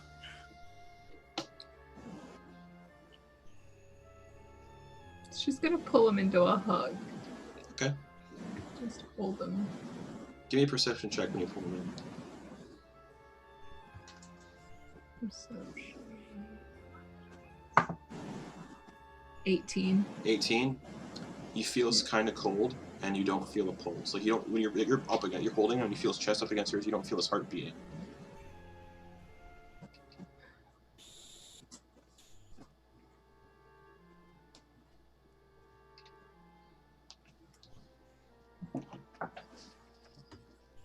Revived monk.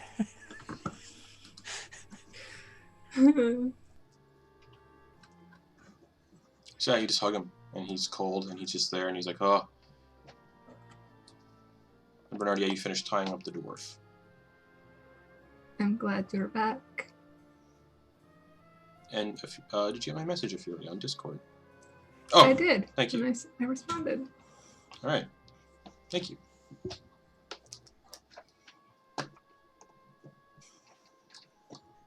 You feel a shiver, but you think it's probably just from Nesla's very cold body. It's very cold. She's just gonna kind of rub her arms up and down his arms, just try to get a little friction to warm him up.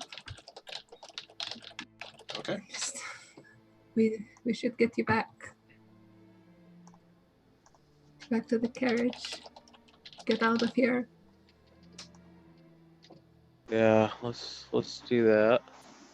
I assume you guys scooped up Nesla's equipment that had fallen to the ground in front of the carriage, right?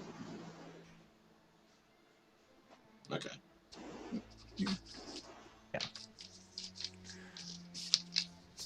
We need to do something with this guy. We can't just leave him.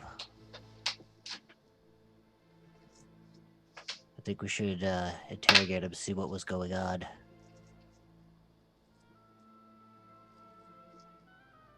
Do I remember all of this?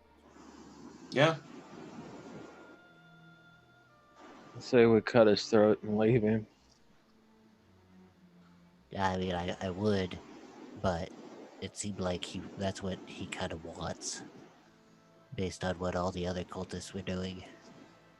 And if we give him what he wants, I think something bad will happen. And burn him. Or we Make could it just, so he has no or we could just body. shove him into our wagon, like what happened to that other guy. Dust him. If you are willing to carry him that far. Of course. But first, I Alright. think we should try to figure out more. I don't know how everybody else in town is going to react once we start carrying him.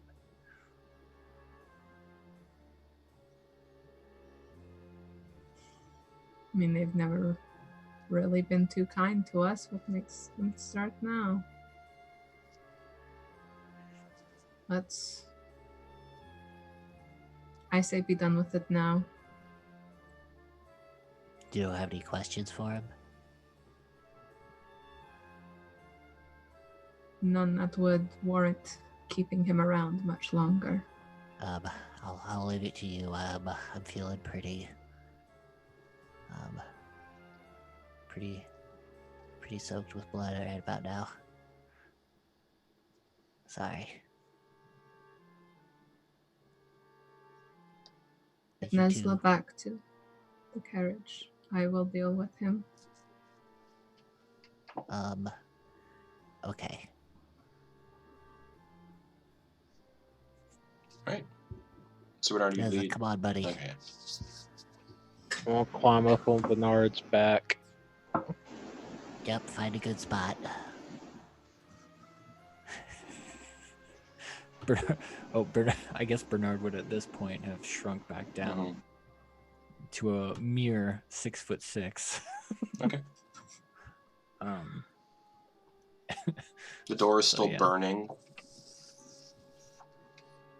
Yeah, Bernard will just So the room's slightly full of smoke. Yeah. from a fireball. Yeah, and then the bodies are burning too. Yeah. Alright, so yeah, Bernard and Nesla, you Bernard guys go upstairs. Bernard will kick one of the ashed corpses and have it Just just scatters, yeah. dissolve Just, into dust. Yeah. Bernard, as you start up the stairs, like, when I first crawled on your back, I went ahead and put my head down, but when you start up the stairs, you hear me purring. Oh. Aww, baby. It'll be all right, Nesla. We'll get you back. Yeah, you get upstairs, there's the unconscious cultists up here. With their burned legs. They were all cultists too? Yeah. So the entire town was cultists? I don't know. Fuck. Oh yeah, so actually, no. Yeah, Because I thought they all looked like merchants. they did. Okay. I just had a slip of the mouth. Right there. So Okay. now, meta-wise, you know look, those are cultists too. Oh god. So they just look like just burned shopkeepers at the top of the floor then. Yeah. Yep. What a bunch of jerks. Well, actually, he does not want to leave Ophelia with a bunch of these guys that could wake up and possibly hurt her. Let's see how long they'll wake so up in. He's gonna post up. It looks like they'll wake up in 3 hours. Like it looks like to Bernard that they Yeah. will? They're pretty fucked up. Okay. And they won't be doing like, much almost because they're... almost like their legs, Yeah. almost like a charred it to the bone. Their legs are, Where their legs are. 4th degree burns. They're not moving. Okay. Yeah. Bernard trusts Ophelia that Ophelia will be fine. Okay. And you go She downstairs. definitely knows how to take care of herself. Nesla, you're just kind of look, open your eyes a little bit, and you see where the drug stand was. It's not there. Like they're coming out of a different door at the end of the hall. So you don't even see the drug stall anymore, or the door that was behind it.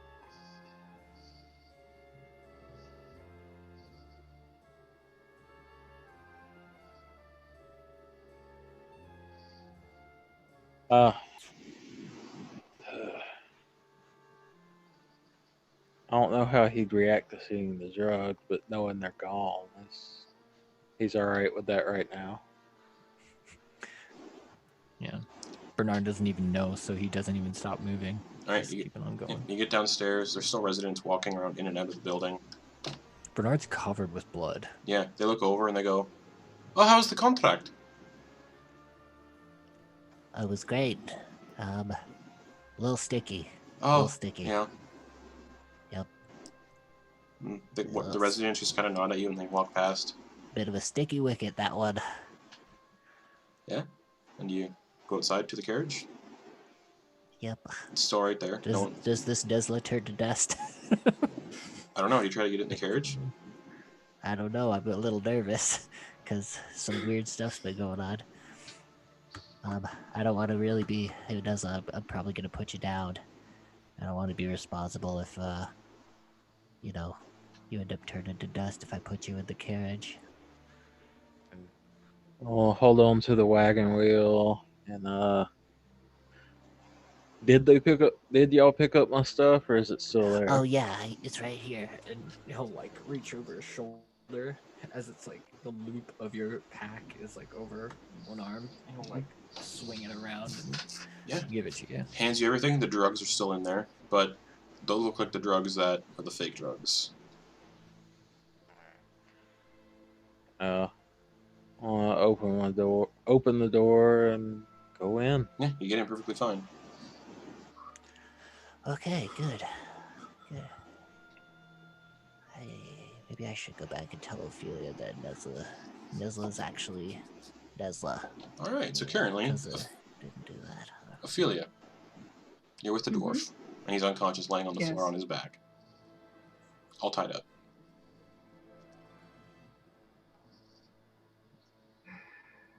How well did Bernard tie him up? Pretty well. Pretty well.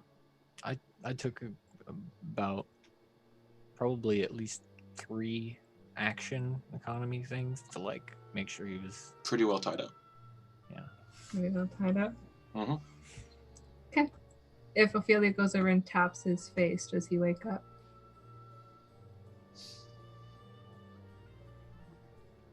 Yes. Because he was just unconscious, so that would be an action to wake somebody up if you choose to do it. Mm-hmm. Yeah, he's like, there's a big old welt starting to grow on his forehead and blood trickling out of him. He looks around and just smiles, seeing all the dead people that look like him. And he's like, oh, good, it worked. What worked? I told you I'd come back.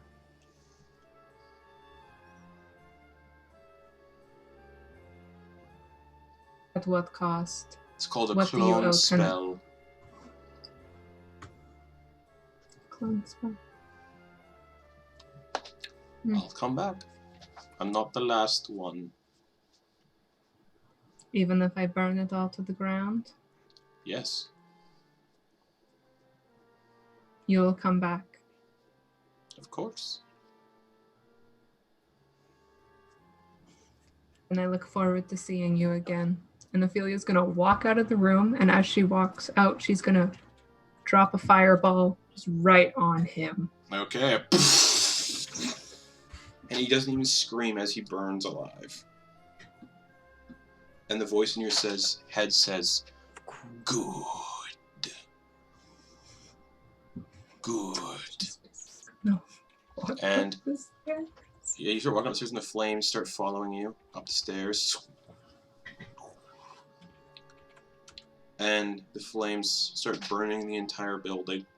And they're like almost like the flames are trailing you and following you. And then the flames go down the hall, start burning up the stalls. You go down the stairs, the flames follow you down, start burning the stairs. And you get down into the lobby of the town hall. The town hall engulfs. And you hear screaming from inside the town hall and other rooms. And screaming in the little office room.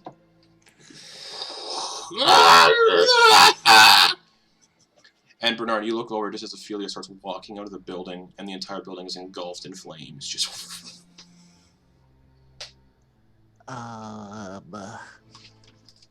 And that's where we're going to end the session for the week. Ophelia just casually strolling out of the building as it just. There is tears going down her face as she's hearing these screams, but she is going forward. Oh, fuck, that hurt. And that's what we're going to. Yeah, that's where we're going to end the session for the week. Oh no. Ophelia. Mm-hmm. I'll message you privately for this one. But yeah, thanks for watching, everybody. Okay. I thought that was going to be a short session again, but unfortunately it dragged on a little long, and I don't know. It was fun. I'm sorry you're out of commission for so long, Jeremy. Oh, it's gravy. Okay. Man, do me some stories to tell Una when you guys get back in the carriage. Stories to not tell her. True. We are not breathing a word of this to anyone. Well, what I'm thinking is Nesla is headed back to his room with a jar full of drugs. Don't do it, Nesla. Don't do it.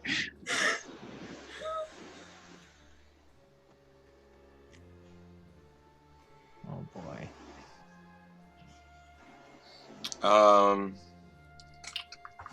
Yeah. Send you a message again. Good night, everybody. We'll see you all back here possibly Sunday for Soldiers of the Lich Queen, but we'll for sure see you all Wednesday for the penultimate episode of Hearts of Madness, and then Beneath the Tide. So, goodbye, everybody. Have a fun week. And even though I work weekends, so I don't want to say fun weekend for me. Goodbye, everybody. Bye-bye. Bye.